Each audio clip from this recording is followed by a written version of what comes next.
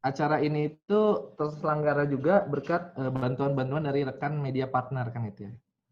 Jadi media partnernya ada Sendalu Permaculture, ada Ahad Movement, ada Kebun Devi, ada Indonesia Freelancer, ada Sustainable Indonesia, ada Inagri Asia, ada Saya Pilih Bumi, ada Salam Permaculture, ada Malas Nyampah, ada Zero Waste Indonesia, ada ID Berkebun, dan ada juga Backyard Plastafal Fall.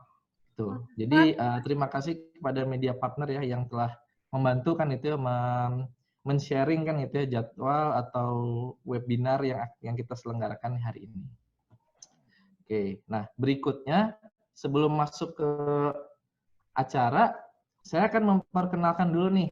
Jadi media-media partner ini merupakan partner dari Yayasan Bumi Insan Madani. Nah, jadi saya akan memperkenalkan dulu nih, apa sih Yayasan Bumi Insan Madani? Mungkin sudah pada lihat di IG kan gitu ya. Nah, cuman sekilas emang Yayasan Bumi Insan Madani ini seperti apa? Nah, saya akan menampilkan profil dari Yayasan Bumi Insan Madani. Assalamualaikum warahmatullahi wabarakatuh. Acara ini diselenggarakan oleh Yayasan Bumi Insan Madani. Maka hendaklah manusia itu memperhatikan makanannya. Kamilah yang telah mencurahkan air melimpah dari langit. Kemudian kami belah bumi dengan sebaik-baiknya. Lalu di sana kami tumbuhkan biji-bijian, dan anggur, dan sayur-sayuran, dan zaitun, dan pohon kurma, dan kebun-kebun yang rindang, dan buah-buahan serta rerumputan. Semua itu untuk kesenanganmu dan untuk hewan-hewan ternakmu. Abasa 24-32.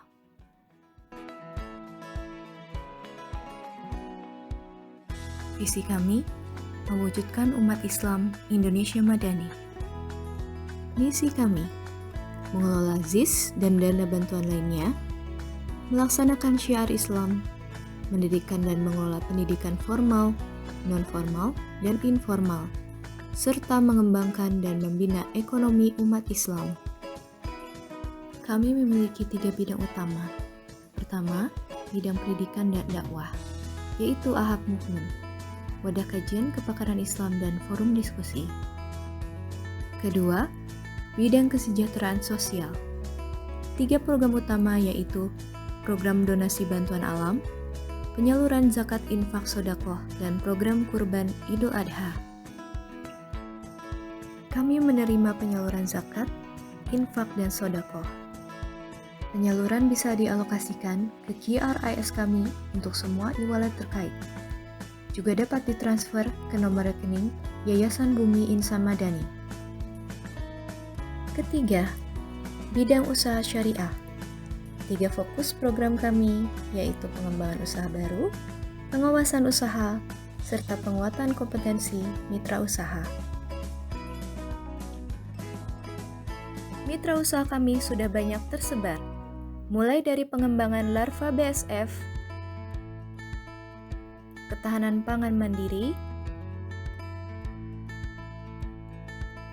warung beras Alfat, peternakan telur bebek, pemotongan ayam, catering dan produksi nugget, toko serba ada dengan layanan antar ke rumah-rumah, produksi hand sanitizer, serta webinar dan workshop dengan berbagai tema.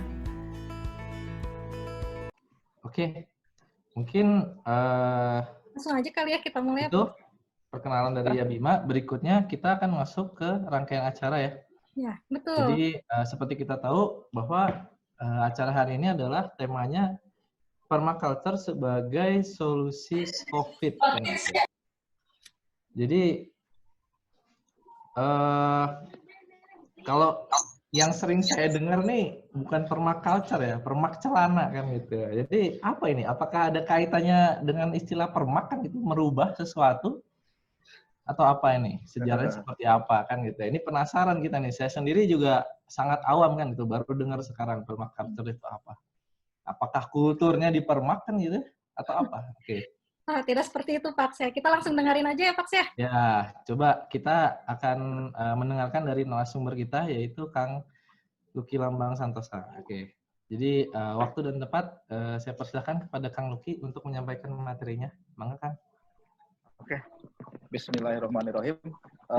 Kali ini saya akan punya 2 cerita. Nanti ada 2 materi yang diceritakan. Yang pertama baru penerangan apa itu permaculture ya. Nanti yang kedua baru prinsip-prinsipnya. Beberapa teman yang udah lihat video saya tambahin sedikit bahwa memang background seseorang itu bisa tiba-tiba berubah gitu ya. Saya dari nggak ngerti apa-apa soal pertanian, tiba-tiba harus belajar soal pertanian. Kenapa? Karena kebutuhan. Saya langsung sharing itu ya. Saya langsung sharing PowerPoint ya. Ya, Apa mangga. itu? Kang Luki, Ya? mohon maaf, motong sebentar. Ya. Bagi teman-teman di sini yang ingin bertanya, langsung masukkan pertanyaannya ke kolom chat ya. Jadi ketika misalkan ada yang mau ditanyakan, langsung di chat aja gitu. Ya. Nanti di akhir sesi akan kita pilih kan gitu ya pertanyaan tadi. Akan kita coba jawab kan itu sesuai waktu yang tersedia. Mungkin itu. Terima kasih Kang Luki, silakan mangga lanjutkan. Oke, siap. Nanti saya coba. Ini bisa kelihatan nggak? Ini kelihatan nggak? Bisa masuk ya? Kelihatan, Kang. Kelihatan. Jadi Rumah Kayu bekerja sama dengan Bumi Insan Madani. Kita sehari ini akan cerita ngobrol diskusi soal permaculture. Permaculture itu apa? Itu adalah nggak mau. Bentar. Oh, ini juga ada yang salah. Ini jadi sebetulnya sebuah desain. Kalau saya rumah ya, kalau yang lain mungkin ada lingkungan, ada tempat yang memiliki ketahanan pangan dan energi. Ini sebetulnya sebuah siklus bagaimana kita merancang sebuah tempat yang permaculture itu singkatan permanen agriculture dan sekarang sudah jadi permanen culture. Culture itu budaya. Intinya kita membuat sebuah kebudayaan, maksudnya membangun kebudayaan yang baik. Sebetulnya nenek moyang kita dari zaman dulu udah punya permanent culture ini, permaculture ini, atau kebun talun bahasa Indonesianya itu sebetulnya bisa diperiksa di berbagai daerah itu punya kita, punya Indonesia. Jadi salah satu aspek yang dilihat di permaculture itu adalah alam. Ini kursor saya jalan ya, bisa kelihatan ya. Hei, ini ya. Ada anak saya. Oh iya. Waktu pas saya biasa. Ada alam ya. Allah itu menganugerahkan kita alam yang sebetulnya udah sempurna dibuatnya. Tapi sama kita, sama manusia itu dirusak. Allah itu udah kasih sinar matahari ya. Sinar matahari itu sebetulnya banyak fungsinya selain buat menumbuhkan tanaman tadi. Kalau secara secara teoritisnya ada klorofil sebagai dapurnya tanaman di daun-daun untuk memasak tanaman, nanti keluar hasilnya kalau udah bisa dinikmatin dari daun atau buah kita bisa nikmatin. Tapi sebetulnya banyak ininya yang lain. Manusia sendiri butuh. Saya sejak 2010 itu tiba-tiba Januari tanggal 11 saya dikasih anugerah Allah namanya penyakit autoimun. Itu saya ODAPUS, penyandang lupus. Saya juga autoimunnya ada APS, antiphospholipid syndrome. Itu mengalami stroke. Jadi saya seorang bos. Bos itu bekas orang stroke. Saya punya kelompok kumpulan bekas orang stroke. Wah, udah sembuh berarti ya Kang? Iya, bekas orang stroke. Alhamdulillah. Kalau teman-teman pernah lihat film Assalamualaikum Beijing, ada versi 1, versi 2, siapa ya penulisnya, saya lupa namanya. Itu mengangkat kisah dari teman saya langsung, namanya Danita. Danita itu terakhir menghitung stroke-nya itu 35 kali. Jadi berulang, padahal mohon maaf ya, ibu rumah tangga biasa kerjaannya tuh bikin kue, tapi begitu dikasih amanah, ya penyakit yang kada berat, yang biayanya nggak ringan tuh. Saya nih setiap Senin, waktu itu ya 2010 itu setiap Senin harus ngambil darah, pagi ngambil darah, masukin ke lab, sore hasilnya udah keluar, dokternya ngasih tahu, Pak, darahnya terlalu encer, kental kan. Nanti minggu depan, Pak, darahnya terlalu kental, encerkan. Jadi nggak bisa ada stabil darahnya. Rembesan darah di otak saya yang kalau orang Sunda bilangnya marus. Jadi ngeblokir, Menggumpal gitu Kang ya. menggumpal di otak, itu yang menyebabkan beberapa sistem kerja tubuh nggak lancar. Nah, waktu itu 2010 ya. Sebelumnya saya itu punya perahu karena saya ngajar nyelam, saya ngajar diving, saya instruktur diving, saya ngajar nyelam. Saya di belakang itu ada buku 92, itu ada 3 buku 92 pulau terdepan Nusantara. Saya juga ikutan bikin, jadi ikutan ekspedisi keliling, foto-foto apa segala macam. Jadi dari kehidupan yang wah naik gunung, nyelam, naik sepeda juga dari mana ke mana gitu jauh gitu ya, tiba-tiba nggak bisa apa-apa. Itu sebetulnya ya pukulan berat. Tapi nanti akan dibahas di prinsip-prinsip permaculture, terjawab mengapa saya bisa baik lagi dengan berkebun ya. Itu akan saya jawab nanti. Tapi pada prinsipnya saya bisa survive untuk itu. Jadi permaculture ini ternyata bagus banget, tidak cuma physically ya, dapat sayuran, makanan enak, sehat, segar, organik, dapat ikan segar, dapat ayam, telurnya. Enggak cuma itu. Mental juga membaik, happy, bahagia gitu. Faktornya banyak. Jadi ini alam ini saya tangkap nih tadi dari matahari. Alam itu matahari saya berusaha maksimalkan. Makanya rumah saya moga-moga nanti suatu saat tim Yabima bisa bikin acara ke sini. Rumah saya kaca-kaca di atas itu blong semua, banyak kaca, jadi matahari masuk itu membersihkan bakteri-bakteri yang patogen yang jelek. Kemudian air hujan saya tangkap, ada kolamnya nanti bisa mengalirkan air dengan sistem pengairan atau berkebun lazy farmer. Lazy farmer itu petani, kalau nggak enak ya, kalau di Sunda ini petani kedul. Petani malas, nggak enak ya. Lazy farmer aja. Lazy farmer itu, saya ini lagi seminar ini saya nyebor. Karena tadi tinggal buka keran, udah nyebor kemana, buka keran, nyebor kemana gitu. Kemudian saya juga tidak berusaha untuk tidak membuang sampah. Ya. Kami mengolah semua. Kita mulai memilah sampah yang bisa diolah untuk jadi vermicompost, ekoenzim macam-macam lah, nanti manfaatnya. Nanti juga saya cerita sedikit soal ekoenzim. Akibat dari saya mengolah sampah, saya punya vermicompost, saya punya kompos, saya bisa punya makanan, bisa punya sayur, rompesan sayur. Tahu rompesan ya? Rompesan itu sayur diambil yang jeleknya, rompesan ini dikasih pakan ternak, gitu. Ke ikan nila, ke ayam, ke angsa. Saya jadi punya telur angsa, saya punya telur ayam, saya punya ikan nila gitu ya. Sayurnya ini sebagian kita makan, lebihnya dijual. Karena jujur lah, kita belum bisa hidup tanpa dana uang, belum bisa. Ya, betul. Kemudian tempat tinggal juga tadi ya, karena dibuat permaculture, udara masuk bebas, lebih dingin, lebih adem. Kalau malam nggak terlalu dingin, kalau siang nggak terlalu panas. Waktu saya bikin rumahnya benar-benar rumah kayu di Rokan Hilir, nanti ada fotonya. Saya juga nanam pohon untuk renovasi atau mau nambah kamar. Itu saya udah tanam. Jadi saya kalau mau bikin kamar lagi, mau nambah ruangan lagi, saya panen kayunya. Kemudian saya punya energi terbarukan, nanti ada videonya insya Allah.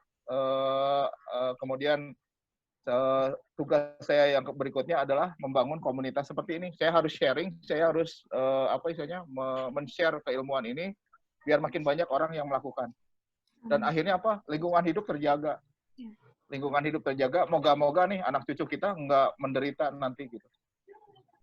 Ya, ini sebetulnya etimologi yang pertama kali menemukan, yang mendengungkan arti permaculture ini dua orang ini. Beliau ini baru ketemu ini, yang orang Jepang itu Masanobu Fukuoka, yang orang bulenya itu Bill Mollison. Yang satu orang Australia, yang satu orang Jepang. Ini buku-buku mereka.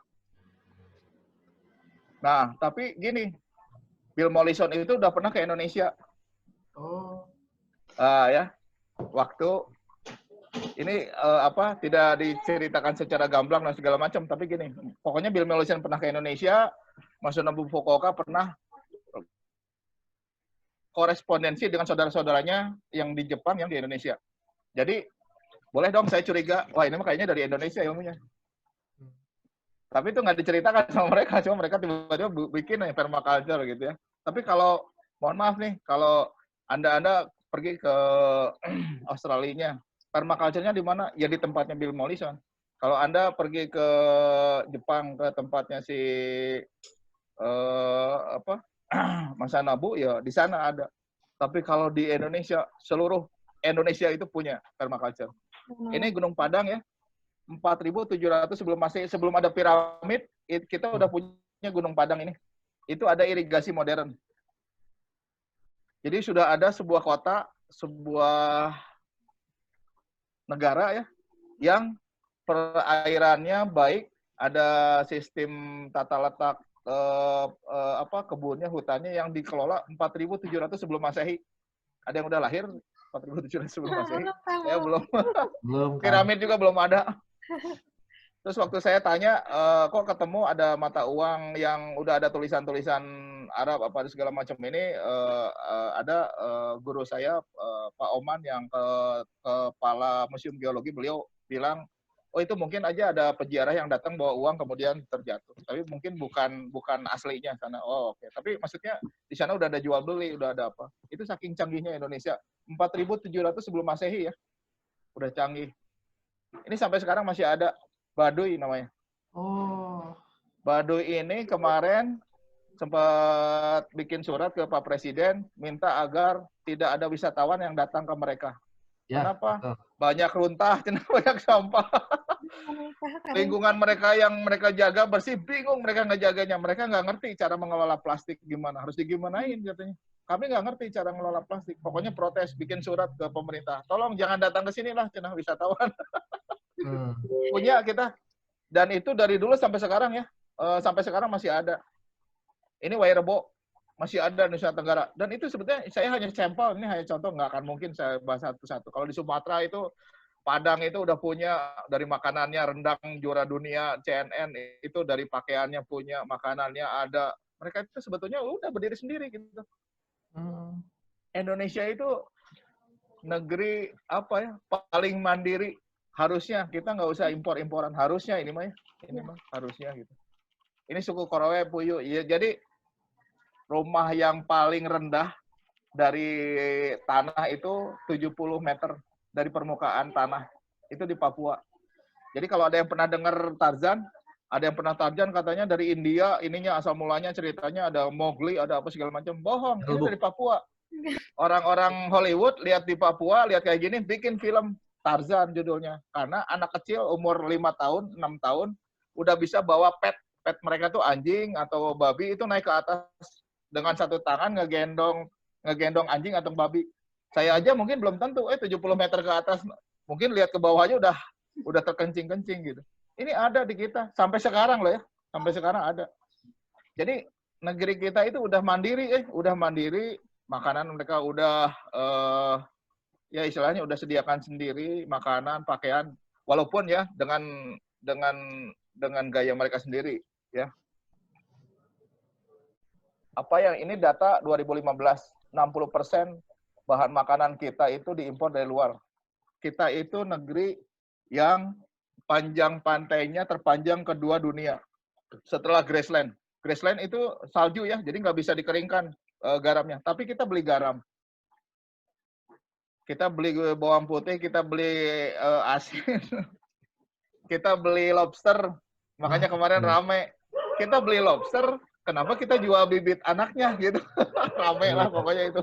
Saya nggak ngerti soal politik-politik, tapi intinya gini, saya mau cerita. Sebetulnya Indonesia kalau benar dikelola dengan baik nggak boleh impor. Ekspor boleh gitu. Tapi semua kenapa sudah kita ada harus ya, Kang, impor? Semua ada. Kenapa garam harus beli? Kenapa gitu? Kan bingung saya. Emang air laut di Indonesia udah nggak asin? Kan nggak juga gitu. Iya, betul. Jadi Indonesia itu punya 17.504 pulau. Tapi 2 pulau udah direbut sama Malaysia, Simpadan dan Ligitan. Karena kita abai terhadap itu ya. Luas daratnya 1.919.000 kilometer persegi. Negeri kaya raya, nggak pernah ada badai, salju, kekeringan, dahsyat ya. Itu jarang ada. Ini kita juga ada dikelilingi oleh Ring of Fire namanya. Jadi Indonesia itu negeri yang sangat subur. Kenapa subur? Karena di dalamnya bumi itu dikeluarkan oleh gunung berapi bertahun-tahun yang lalu yang ke belakang akhirnya menjadi pupuk. Kemudian ketinggiannya.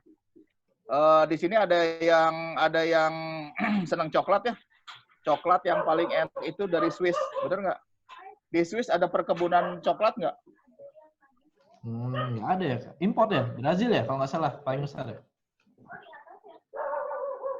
Brazil apapun itu sebetulnya Indonesia itu yang impor ke Swiss. Oh. Wow. Indonesia itu yang ngejual coklat yang ke Swiss. Di Swiss diolah jadi paling enak banget. Dijual lagi ke Indonesia.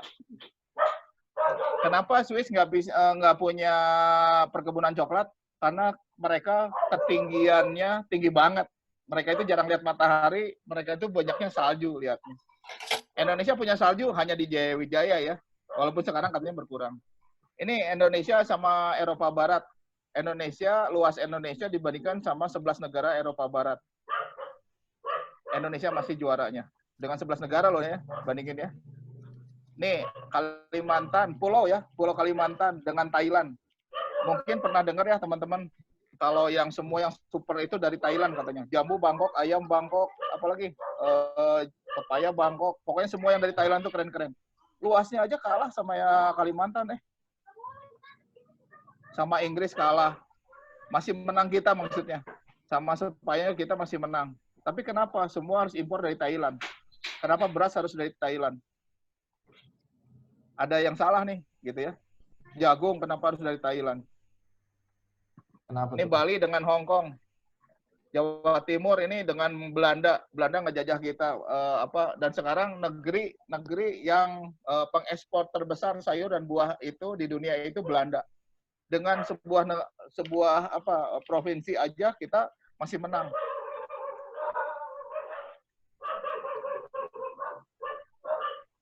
Ini Papua ya, Merauke.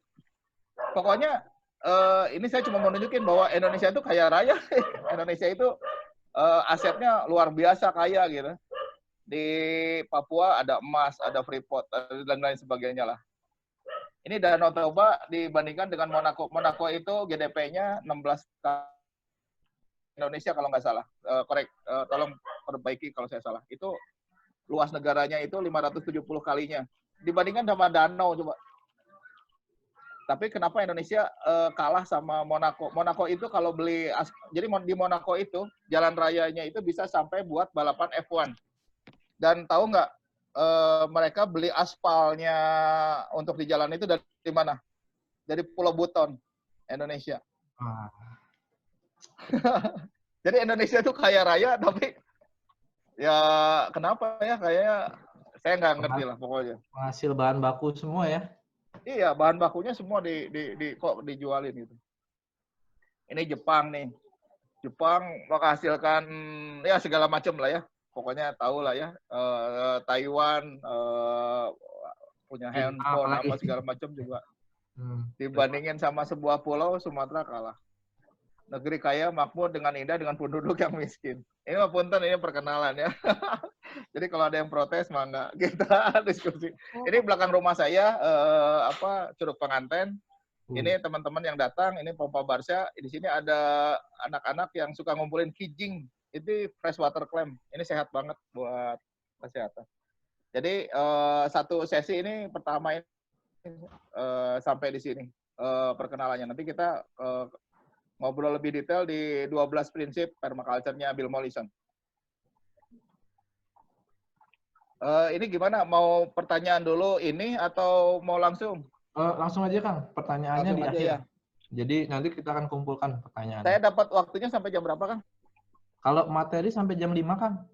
5 lebih. Hah? Lebih 15 lah, Kang, atau 20. Jadi sampai 16.40 atau 16.50, Kang. 16.40 ya. Ya, biar Oke. kisahnya nanti untuk tanya jawab. Oke.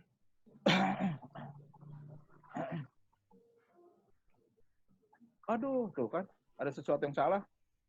Bolak-balik ini file saya hilang, Teh. Saya nggak tahu kenapa. Oh, Oh, hilang tuh. File saya hilang, Teh. Ada yang tadi saya kirim nggak?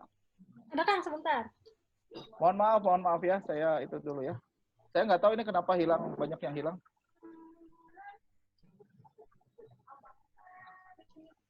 Ya, ini sambil ini udah saya kirim, Kang, ada di WhatsApp.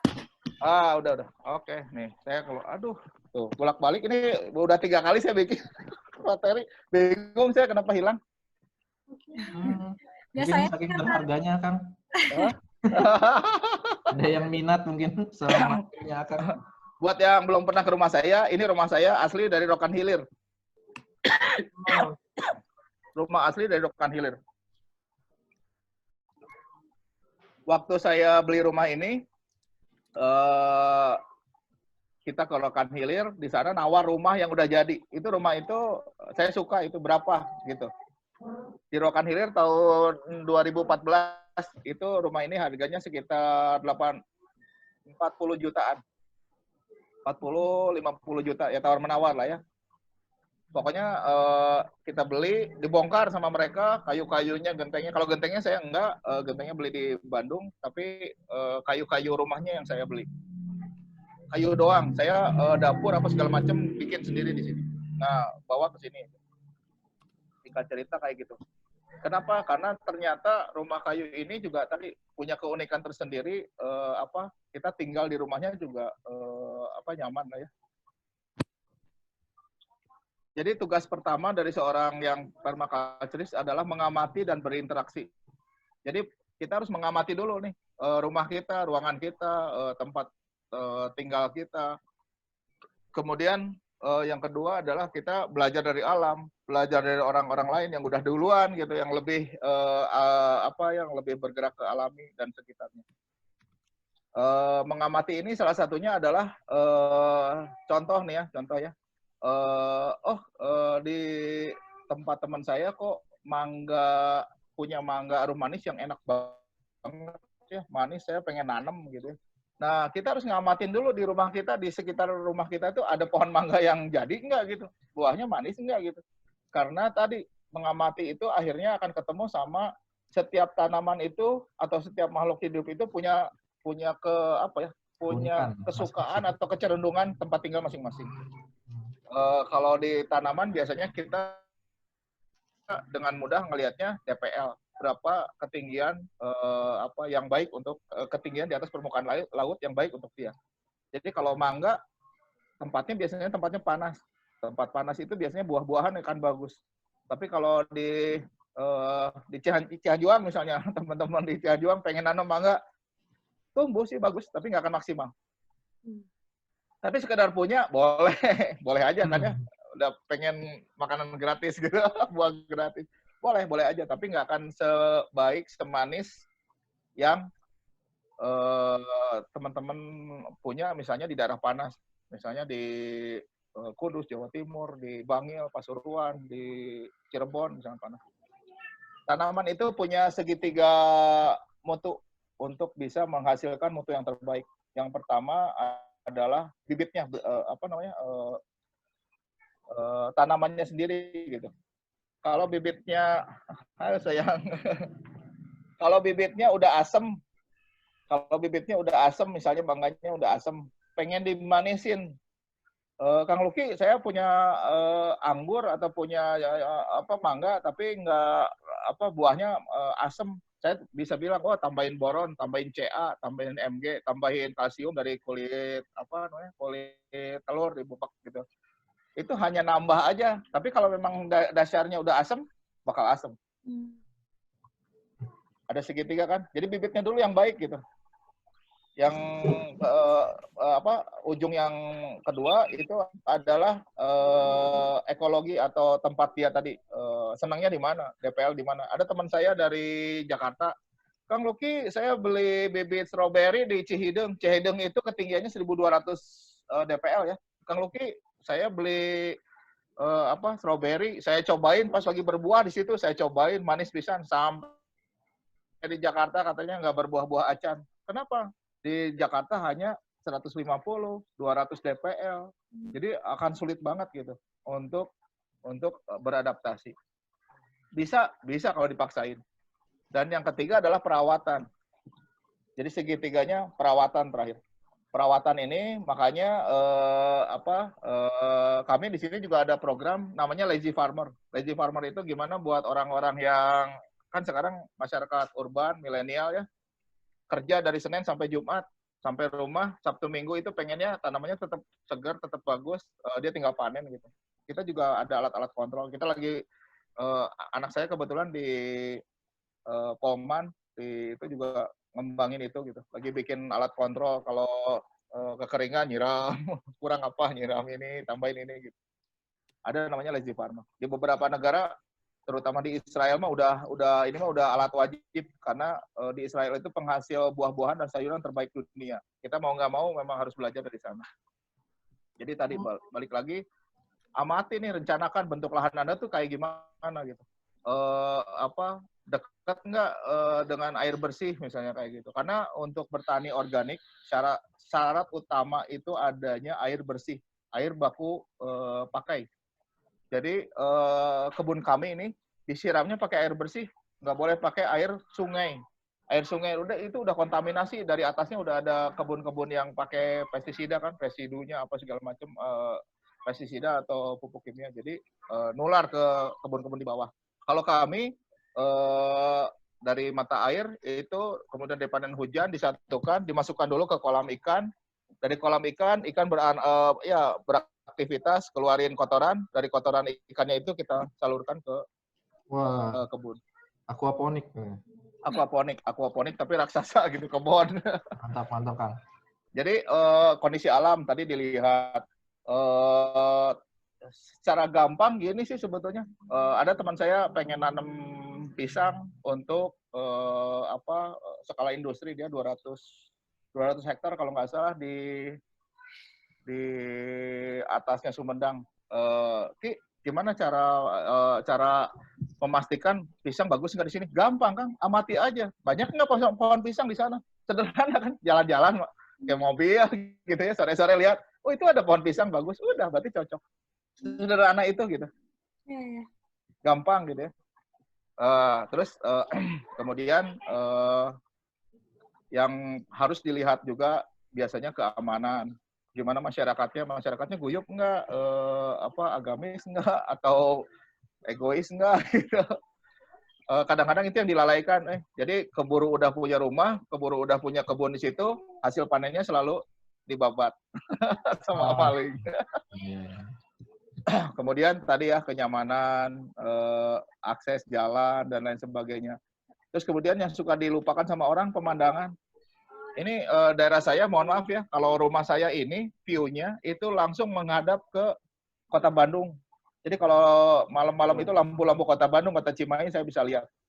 Tapi ada tetangga-tetangga saya yang bikin rumahnya menghadap jalan. Dia nggak tahu view-nya terbagus itu menghadap ke kota gitu. Malam-malam itu lampu-lampu kelap-kelip, kalau apalagi kalau tahun baru, kita mah nggak usah beli petasan. Ngelihat aja kan petasan, gitu doang. Jadi pemandangan itu penting. Nanti ada di item nomor 3 kenapanya. Dan tadi terus kemudian pemanfaatan ruangan yang efektif. Jadi sebetulnya nenek moyang kita itu udah mendesain berbagai jenis rumah, dan itu sebetulnya ada semacam panduannya. Tapi nenek moyang kita itu punya kelemahan. Mereka itu nggak rajin menulis. Mereka itu tidak pernah menuliskan why, kenapa ada aturan gini, jarang. Jadi ada bentuk rumah, dari bentuk ini, nama-nama jenis rumah, tapi yang fungsinya apanya itu kadang-kadang nggak diceritakan secara tertulis. Jadi lewat mulut ke mulut. Cenah gitu.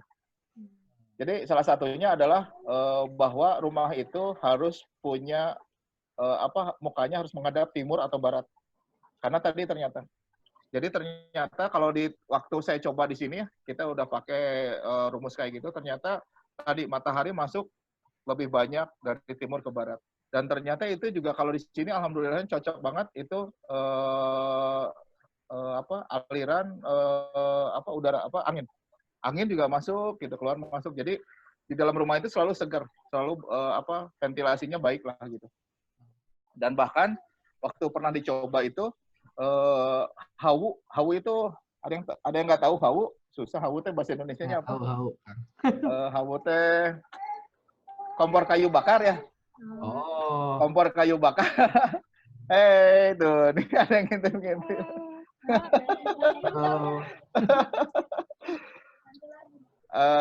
Sampai ke asapnya hawu aja kalau ngikutin dengan aturan yang benar itu asapnya nggak masuk ke rumah. Itu sampai ke sana nenek moyang kita itu gitu, saking canggihnya gitu.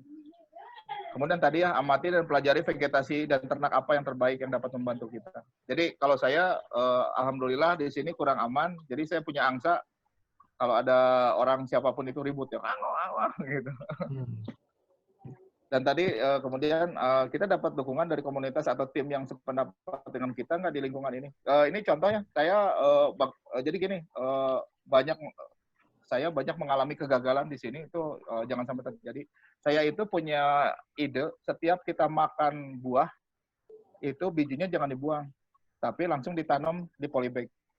Nanti ketika jadi buah apapun itu, mau rambutan, tapi yang enak ya, buah rambutan, matoa, apa segala macam, alpukat itu yang bagus, nanti ditanam di sepanjang jalan. Nah, karena komunitas di sini tidak sependapat lah, jadi banyak yang ditebang tanpa alasan.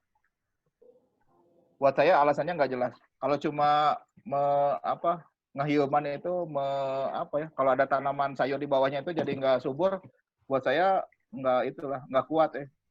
Kalau saya kan nanamnya di jalan, biar jalannya teduh dengan pohon-pohon yang produktif.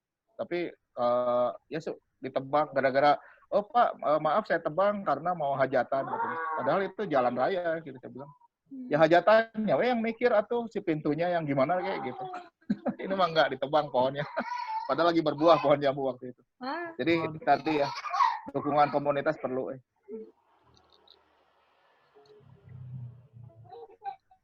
Kemudian yang kedua, Allah itu sudah memberikan energi yang berlimpah di bumi. Nah, kita tinggal mempelajari aja bagaimana kita menyimpannya. Kemudian menangkap air hujan dengan elevasi yang paling atas sehingga kita dapat nyiram dengan gravitasi atau tadi ya pakai perangkat solar cell atau segala macam sekarang udah bisa. Dan sebetulnya sinar matahari itu juga kan sebetulnya untuk tanaman itu perlu banget ya buat mereka memasak. Jadi yang ketiga bayangin ya, Anda nggak perlu kulkas. Kalau Anda butuh makan, Anda tinggal keluar ngambil sayur gitu. Makanya saya pengennya sih ada offline teh bisa lihat nih ke dapur hidup saya, ini kebun saya gitu. Jadi saya butuh pepaya, butuh terong, tinggal ngambil. Jadi nggak usah kulkas kan, berarti nggak usah bayar listrik untuk kulkas ya. Kulkas itu buat yang lain lah. Kalau kita mau jualan apalah gitu, jualan ikan filet udah tinggal itu ya kulkasnya penuhin dengan itu. Tapi sayur segar itu jauh lebih enak dibanding sayur yang di kulkas gitu. Jadi memanfaatkan menyimpan energi nanti sebetulnya saya ini teh harus ngeliatin sebuah video lagi. Ini hawu saya bisa itu. Ada yang komen Kang, tungku katanya. Tungku ya, tungku. Ini moga-moga bisa kelihatan. Oh iya, kalau masak pakai tungku itu jauh lebih enak rasanya, lebih harum, lebih enak. Saya nggak ngerti kenapa. Ini kelihatan nggak? Kelihatan Kang? Ini belum di play ya? Belum di play aja cuman.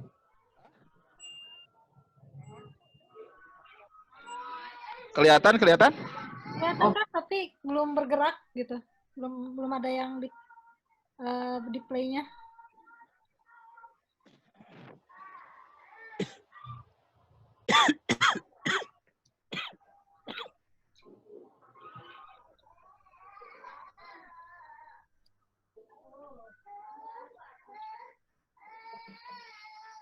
Kita tunggu dulu ya semuanya ya.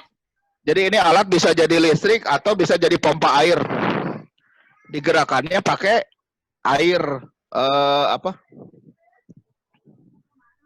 Belum ada gambarnya kan? Belum ada keluar gambarnya, Kang.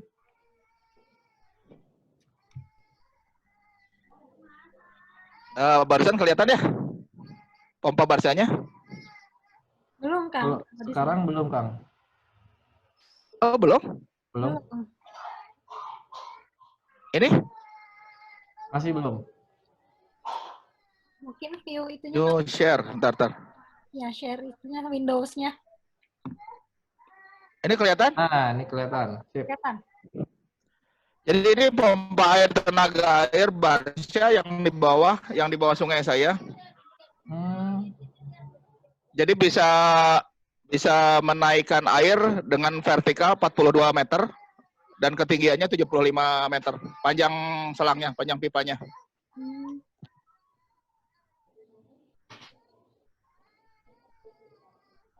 Jadi itu untuk menaikkan air, Kang, bukan listrik ya? Bisa menaikkan air, bisa itu juga untuk pembangkit listrik. Terserah kita maunya apa. Ini yang kotak ini bisa dirubah ini. Maunya jadi apa? Luar biasa. Wah, mantap.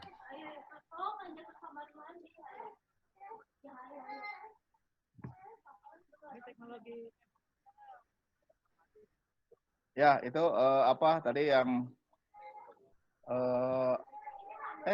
mau balik lagi. Tar. Mau saya ini lagi balik lagi ke slide. Oh ini slide-nya ini. Ya. Mohon maaf ya tadi. Tidak apa, Kang. Tadi teh sampai. Nah, itu kan. Kan hilang lagi. Ya Allah, data yang tadi.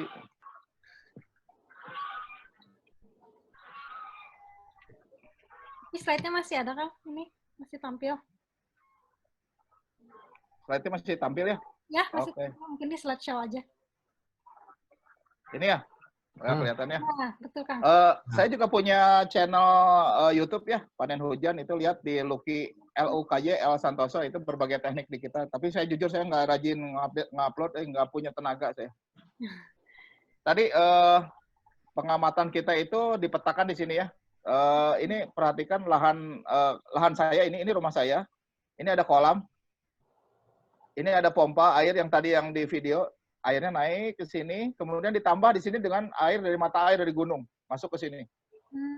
Air dari mata air di gunung waktu itu bisa naik ke atas, tapi sekarang jumlah penduduknya makin padat, makin ramai. Dulu nggak ada siapa-siapa di sini. Ini saya rumah pertama. Makin padat, jadi kebagi-bagi airnya. Akhirnya apa? Ya air harus dinaikin pakai pompa listrik, pakai simit. Dulu benar-benar nggak ada energi tambahan dari luar. Benar-benar air naik sendiri ke toren apa segala macam. Itu dengan berbagai teknik ya tadi ya. Nah, tapi ini yang masih kolam ini lihat. Dari kolam ini kemudian disebarin nih ke lahan-lahan saya yang di bawah. Ya, dengan enaknya, dengan mudahnya. Ini kan gravitasi. Jadi tadi kita ngelihat rintangannya, apa ya yang bisa dilakukan, keuntungannya apa gitu. Jadi rintangan itu kadang-kadang sebetulnya bisa diselesaikan secara kreatif menjadi sebuah keuntungan. Biasa. Nah ini nih, mendapatkan manfaat itu item nomor 3 ini yang saya paling suka ya. Jadi ini juga kebetulan jadi ini saya ya, tadi saya tanya di IG saya. Kalau saya panen asparagus ini, kira-kira sebetulnya benefit saya dari kebun itu apa sih? Apakah si asparagus ini? Bukan saja itu, bukan cuma sayuran yang dijual itu ya. Tapi tadi saya itu punya kelebihan, saya bahagia, lebih senang, happy gitu. Kebayang nggak? Iya. Kebayang kalau Anda mau makan, Anda metik sendiri dan Anda tahu bahwa ini tanaman ini memang istilahnya organik nih, memang sehat banget nih buat keluarga saya, worth it banget nih, keluarga saya pasti sehat. Itu ada kesenangan tersendiri. Saya ada beberapa video juga yang saya coba, adik-adik ipar saya masih kecil, masih SD kelas 4 itu untuk metik panen sendiri juga akan lebih kelihatan mukanya sumringah, lebih seneng, lebih happy gitu ya. Itu tadi ya. Jadi balik ke video saya yang perkenalan tadi. Jadi untuk penyakit yang kelihatan secara fisik ya, itu sebetulnya buat saya lebih ringan dibanding penyakit-penyakit yang di hati. Saya mengalami depresi. 2010 saya gajinya ya perusahaan luar gajinya dolar, istilahnya tenang, punya pendapatan, punya asuransi kesehatan, pokoknya jaminan anak sekolah apa segala macam saya nggak mikir lah itu mah. Pokoknya saya cari sekolah yang terbaik, kalaupun ada kebutuhan kesehatan saya cari rumah sakit yang terbaik dengan mudah itu gitu. Tiba-tiba 2010 dicabut semua, nggak ada, nggak punya uang, nggak punya penghasilan. 2012 juga saya ditinggal sama istri, sendirian saya di kebun. Saya harus mengurusi 3 anak, tetap keuangan kan seorang bapak wajib ya. Jadi nggak punya uang, tapi beban tetap gitu. Jadi itu menimbulkan depresi. Nah, depresi ini sebetulnya yang alhamdulillahnya sama Allah disembuhkan lewat berkebun. Lewat berkehidupan sehat di permaculture. Jadi ini sebetulnya yang sebetulnya harusnya nanti di-highlight karena gini, punten, saya kok melihat ini corona rada berat ya, banyak PHK, banyak apa segala macam, banyak orang depresi, banyak orang yang sampai mau ngerampok lah, mau apa, kejahatan makin jahat lah gitu. Menurut saya karena depresi itu. Belum lagi yang masa pensiunnya emang udah selesai, apa persiapan pensiun apa segala macam. Nanti biasanya kalau depresi ini membawa penyakit bawaan tuh.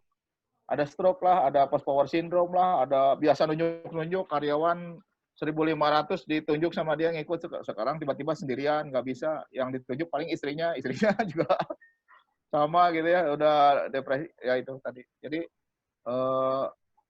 insya Allah saya sudah mengalami berkebun itu bukan cuma sayur, berkebun organik itu bukan cuma sayurnya yang sehat, tapi petaninya juga sehat.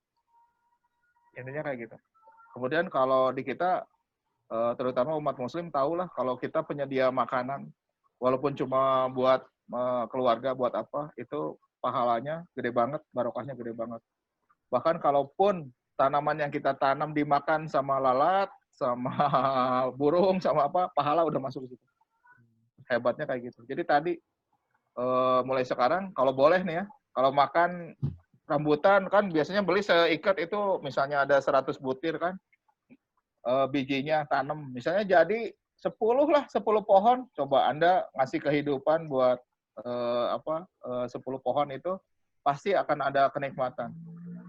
Pertanyaan saya gini, kalau kita makan buah ya, buahnya apa yang Anda suka ya? Durian ya. Durian yang kita makan itu kita yang tanam atau nenek moyang kita yang tanam? Nenek moyang kita yang tanam kan? Yeah. Kalau kita sekarang nggak nanam, anak cucu kita mau makan apa? Mau nungguin dari Thailand? Jangan. Kita sekarang. Ada beberapa saat lalu saya belum sempat jawab, ada yang nanya, Kang, luas lahannya berapa? Jangan pernah nanya luas lahan, karena halaman rumah Anda itu jangan terbatas oleh pagar. Halaman rumah kita rasa memilikinya tinggi itu kita harusnya lebarkan. Kampung kita, desa kita, kota kita. Ini kota Bandung itu punya saya, jadi saya harus jaga nih. Saya harus tanamin pohon yang produktif, saya harus jaga kebersihannya, harusnya kayak gitu prinsipnya. Tapi saya jawab di sini, luas lahan saya yang saya kelola ini hanya 3.500, total yang saya kuasai itu 1,2 hektar. Tapi di belakang rumah saya ini ada hutan yang luasnya 215 hektar. Kira-kira sanggup nggak? Nggak akan sanggup. Saya yang 3.500 saja udah, wah kalau pegel-pegel lah punggung. Apalagi lagi nggak punya karyawan ya, wah lagi babak belur kayak gitu. Jadi itu yang saya suka. Terus kemudian tadi prinsip nomor 4 adalah kita membuat aturan baku di lingkungan kita dan selalu istilahnya apa? Jangan takut salah gitu. Kita perbaiki lagi. Continuous improvement atau kalau bahasa Jepangnya kaizen ya gitu. Jadi membuat aturan baku di lingkungan kita, misalnya, sampah organik pisah ke sini, sampah yang disukain oleh pemulung, taruh di sini, nanti saya karungin biar pemulung mudah ngambilnya gitu ya, tinggal ngambil gitu kan. Atau mau dijual ke bank sampah, whatever lagi. Jadi kita analisa, kita buat aturan sendiri. Oh, jam makan anak ayam jam sekian gitu. Oh, saya punya kelinci jam sekian. Kemudian apa? Astaga, belum selesai. Gunakan peralatan energi terbarukan ya. Tadi Allah intinya Allah itu sudah memberikan alam yang sangat kaya gitu ke kita ya gitu. Tadi udah ngelihat ada selokan ya itu. Selokan bisa menjalankan kincir untuk pompa air atau untuk mikrohidro atau apa? Mikrohidro itu listrik ya gitu. Terus gitu tadi matahari juga menyalakan kompor di daun pakai klorofil untuk masak gitu ya. Dan tadi ya berbagai hal. Ini saya ngasih tahu sedikit di Pasuruan. Saya pernah di keluarga saya juga minta dibuatkan permaculture. Saya buatkan sebuah alat reaktor biogas dari 10 ekor sapi ya, dengan reaktor biogasnya 10 meter kubik itu, 13 karyawan nggak pernah beli LPG. Syaratnya biogas itu minimal sampahnya 5 kilo. Kenapa Kang Luki nggak masang di sini? Maaf, saya hanya berdua sama istri saya dan seorang bayi kecil 15 bulan gitu. Jadi nggak bisa saya menghasilkan sampah, mohon maaf ya, sampah yang buat ke septic tank 5 kilo itu saya nggak bisa gitu. Kalau sapi, sehari itu minimal 4 kilo sampah per harinya. Jadi kalau 10 ekor sapi minimal 40 kilo, 40-50 kilo itu sanggup untuk membuat gas metan untuk 13 karyawan kami. Tadi yang keenam, jangan menghasilkan sampah. Jadi zero waste itu, jadi gini, kenapa sih sampah di mana-mana, di Cimahi, di Bandung, di mana itu bermasalah? Kenapa? Awal mula sampah itu ada di rumah kita. Jadi dari rumah, dari apa ya? Dari ujung awal, dari akar masalahnya nih. Dari akar masalahnya ini harusnya udah mulai di apa ya istilahnya? Diselesaikan. Pemilahan sampah. Kemudian yang saya tunjukkan ini, saya punya vermicompost ini. Yang di tangan saya ini adalah vermicompost, kompos yang wow udah bagus banget itu, hitam, renyah, pokoknya tanah lah gitu. Itu hanya pakai rak-rak ini aja nih. Ini kelihatannya rak buah. Ya, kelihatan Kang. Dari rak buah ini dikasih alas karung goni, kemudian sampah rumah tangga masukin ke situ, kasih cacing. Cacingnya saya bisa siapkan sebetulnya dengan mudah. Itu nanti misalnya mau kelas lagi, mau apa, mau enggak, gimana cara-caranya. Tapi dengan mudah lah. Cacing itu bisa makan sampah seberat badannya dalam waktu 24 jam. Jadi kalau kita punya cacing 1 kilo, itu 5 hari sampah 5 kilo habis. Intinya kayak gitu. Kita juga udah pernah punya project di Buah Batu Regensi. Siapa yang dari sini yang dari Buah Batu? Ada Buah Batu Regensi namanya. Di Buah Batu Regensi itu ada yayasan Binekas namanya. Di yayasan Binekas itu dia punya kafe, punya sekolah, punya TK, SD gitu ya. Itu biaya sampahnya 2,8 juta per bulan. Hanya karena dipilah ya sampahnya. Yang ini jadiin kompos, yang ini dijadiin buat apa bank sampah. Itu mereka hilang biaya 2,8 juta. Kemudian pemilahan sampahnya juga berhasil nih. Mereka udah buat ekoenzim sendiri. Ekoenzim itu dibuat cairan pel, buat sushi, peralatan WC. Kalau ada yang udah ikut di IG saya, ada saya nyuci keran di kamar mandi yang udah karatan itu jadi kinclong lagi. Jadi yang terakhir, bayangkan nih, ini namanya beginning with the end of mind ya. Bayangkan lingkungan Anda, tempat tinggal Anda, kampung Anda, desa Anda, kota Anda tanpa sampah. Bakal indah kan gitu. Karena ujungnya kita gitu. Ujungnya kita yang punya tanggung jawab terhadap kebersihan kota kita, itu kita gitu. Jadi jangan nyampah dari awalnya gitu. Dari rumah kitanya udah jangan buang sampah gitu. Nah, di saya itu yang paling bawah ya, itu adalah sumur resapan. Buat saya, berkah Allah, salah satunya air hujan aja saya nggak boleh biarkan begitu saja lewat dari rumah saya tanpa saya gunakan dulu. Jadi semua ditampung, masukin ke kolam besar, kolam utama, dari kolam besar utama saya masukin ke sumur resapan. 1 meter, kedalamannya 8 meter. Kemudian saya tanamin lotus tuh di atasnya. Tapi airnya tuh masuk terus ke dalam. Jadi ketika orang lain udah mulai kemarau itu udah mulai kebun-kebun lain udah mulai kekeringan, pohon-pohonnya udah mulai coklat. Alhamdulillah di kebun saya selalu hijau. Salah satunya karena mungkin dibalikin sama Allah, si Luki mah bagar ya, ada sumur resapan, airnya di situ-situ aja gitu. Gitu ceritanya. Dan kalau boleh saya cerita dikit, salah satu penyebab banjir itu apa? Air hujan kan? Kalau air hujan yang nggak ada, nggak nyampe ke bawah, nggak akan jadi banjir kan? Jadi minimal dari rumah saya, air hujan itu nggak nyampe ke bawah. Kalau di rumah saya sudah dimanfaatkan dengan baik. Dimasukin ke alat khusus namanya sumur resapan. Ada berbagai teknik lah, ada biopori itu yang kecil-kecil pakai pipa dimasukin, ada, saya juga ada, tapi saya yang ininya di ini aja. Nah, kemudian ini yang rencanakan dan atur desain lingkungan Anda tadi ya, di gambar besar tadi yang di peta tadi saya udah ceritain bahwa saya begitu datang saya bikin peta dulu, matahari dari timurnya di mana, barat di mana, angin itu sederhana, pakai kresek atau tali rafia disuir-suir, kasih tongkat sedikit, tancap pengamatan anginnya banyaknya kemana, itu udah mulai dilihat, diperhatikan. Nanti suatu saat dengan ilmu itu, dengan pengetahuan itu, Anda akan tahu, oh saya mau nanam pohon besar misalnya di mana, oh pohon sayuran di mana. Kalau saya pohon-pohon besar selalu ada di barat. Tapi saya juga ada pohon-pohon besar di sebelah timur. Kenapa? Karena menahan longsor. Karena area saya paling bawahnya di longsor. Nah ini, tadi bersatu, jangan terpisahkan. Tadi ada waktu perkenalannya, ada bahwa tugas saya sekarang adalah men-share ilmu ini, kemudian membentuk komunitas yang paham sama lingkungan hidup. Akhirnya apa? Nanti akan bersama-sama, lebih enak. Ini contoh kelompok tani kami. Saya ini kegiatan saya ini kalau Senin, Rabu, Jumat itu kayak gini nih. Jadi kita teman-teman dari berbagai tempat itu mengumpulkan hasil panen sesuai pesanan kita. Jadi kita dapat dari konsumen, misalnya kangkung dari Ibu Anu 1 pack, dari ini sekian pack. Tapi kan kalau dikumpul-kumpulin 10 kilo misalnya gitu ya. Kita ada khusus nih petani kangkungnya siapa gitu. Keroyokan. Bukan keroyokan negatif ya. Bukan keroyokan, apa ya kalau bekerja sama?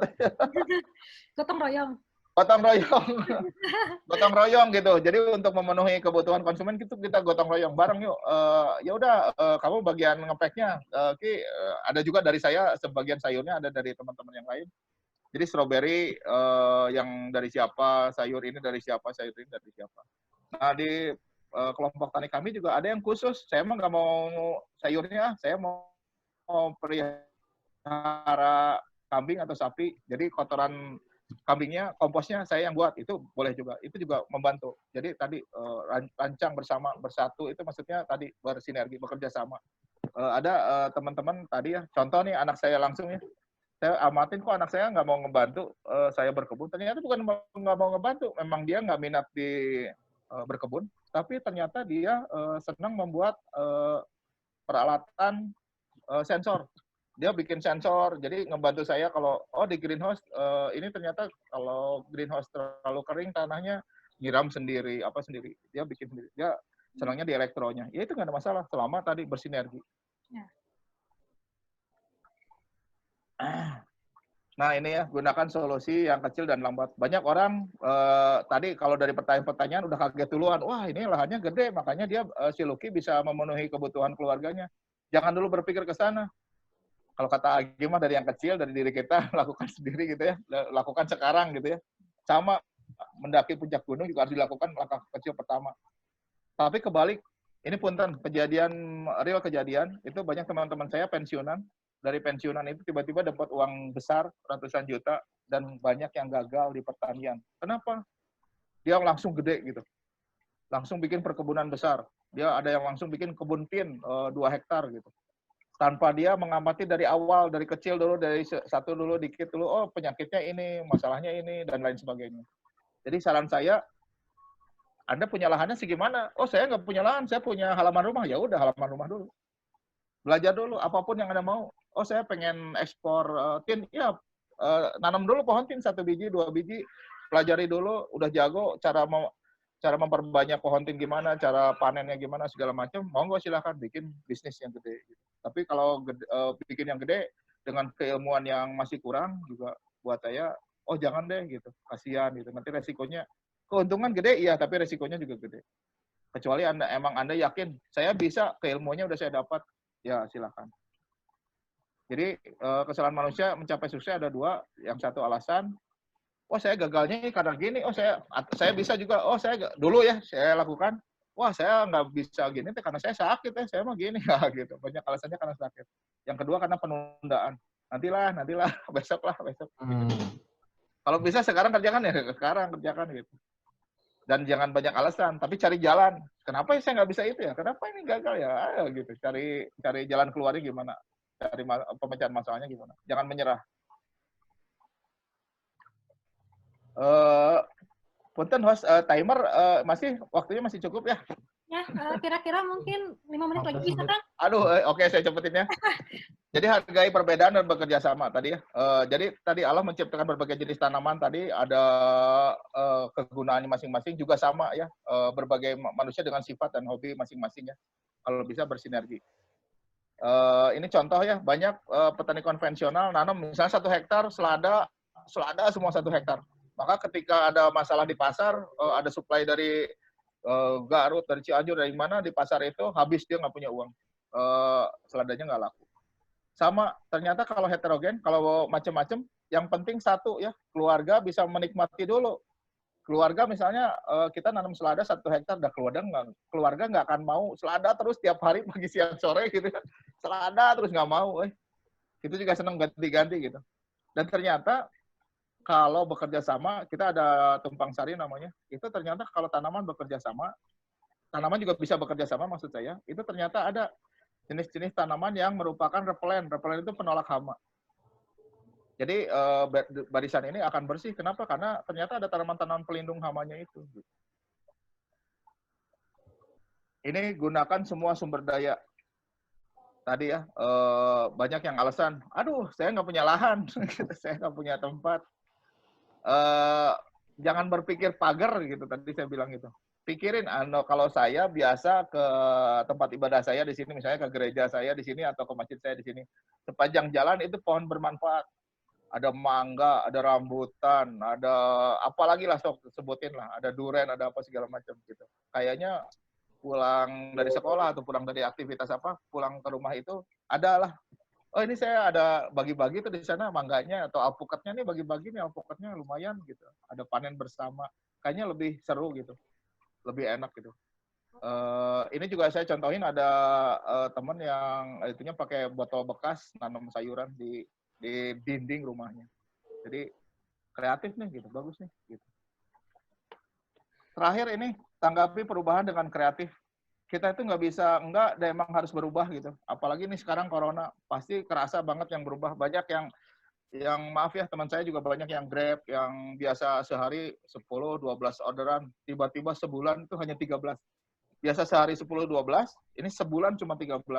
Jadi gimana mau ngasih makan keluarganya gitu. Nah, ini sekarang kita harus mulai mulai smart lah gitu. Kita harus mulai beradaptasi. Tapi tadi ya, kalau berkebun atau punya sedikit apalah, mungkin Anda ternak ayam, senangannya saya mah ayam unggas, silakan lah gitu. Tetap Anda punya hasil yang tadi selain kebutuhan rumah tangga terpenuhi juga dijual juga bisa. Sebetulnya itulah 12 itu. Sok nuhun, sekian dan terima kasih. Ini saya cerita sedikit, ini yang di kiri atas itu dapur hidup saya di depan halaman saya. Sengaja saya buat yang kecil 1,5 meter kali 2 meter itu buat menunjukin bahwa Ki, kamu mah enak, kamu segala ada lahannya gede. Enggak, saya bikin juga yang 1,5 meter kali 2 gitu. Itu ada bawang daun, ada seledri, ada terong lalap, ada timun, segala macam, ada jeruk nipis, ada mint, segala macam. Kemudian di kanan bawah saya punya aquaponik, ini dari terpal bekas saya buat, ada ikan nila hampir 200 ekor, di atasnya itu ada sayurannya dapat, ikannya dapat. Intinya kayak gitu. Jadi kalau mau ngintip-ngintip kegiatan kami ada di RKP Bandung atau di Lucky Farm Rumah Kayu. Kalau mau bermitra dengan kami, jual beli juga silakan. Begitu, sekian. Terima kasih. Mangga. Ya, Kang. eh Sepertinya saya juga mau nanya dulu sebelum peserta nih, Kang. Jadi saya tuh penasaran kalau tadi Akang cerita apa namanya teman saya yang Grab ya pas Corona ternyata kan sampai ya apa mungkin hampir hilang lah gitu ya apa masukannya. Nah, Ya, saya tuh ya. pengen tahu kalau misalnya dengan berpermakultur ya Akang merasakan sendiri pas COVID datang tuh sesignifikan apa sih bisa membantu kehidupan Akang gitu? Seberapa jauh akhirnya si musik tersebut tuh berdampak buruk ke Akang gitu atau justru malah dengan berkebun tuh ketika corona itu sangat Oh, memberikan benefit gitu. iya. Nah, itu gimana sih Kang yang Akang rasakan sendiri? Jadi apa? Ini jelas suara saya jelas ya? Jelas, Jelas, jelas. Kang? Jadi saya juga yang terdampak sama corona teh. Jadi kami baru nyewa kolam untuk ikan lele sama nila. Ceritanya kita sewa 30 juta. Itu 4 bulan sebelum ada corona. Nah, kan kemudian gradual ya, naik perlahan gitu. Dari produksi per minggunya 500 kilo, naik 750, naik 1 ton. Kebutuhan itu per hari 4 ton untuk lele di kota Bandung. Kita punya target itu. Naik. Itu baru per minggu ini. Ini 4 ton per hari, saya seminggu 500 kilo, 500 naik 750, naik 1 ton, naik.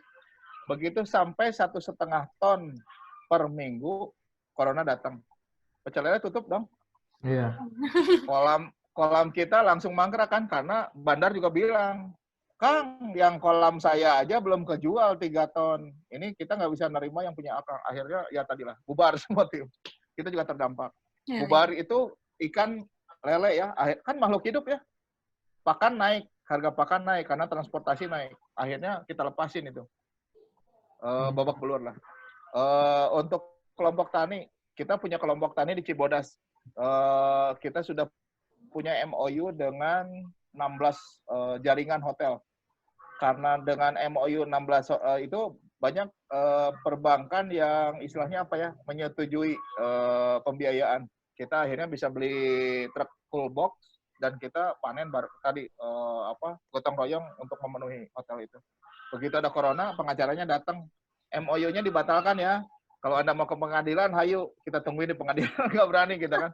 Sama, kita terdampak. Iya. Tapi tadi prinsip nomor 12 apa? Kreatif.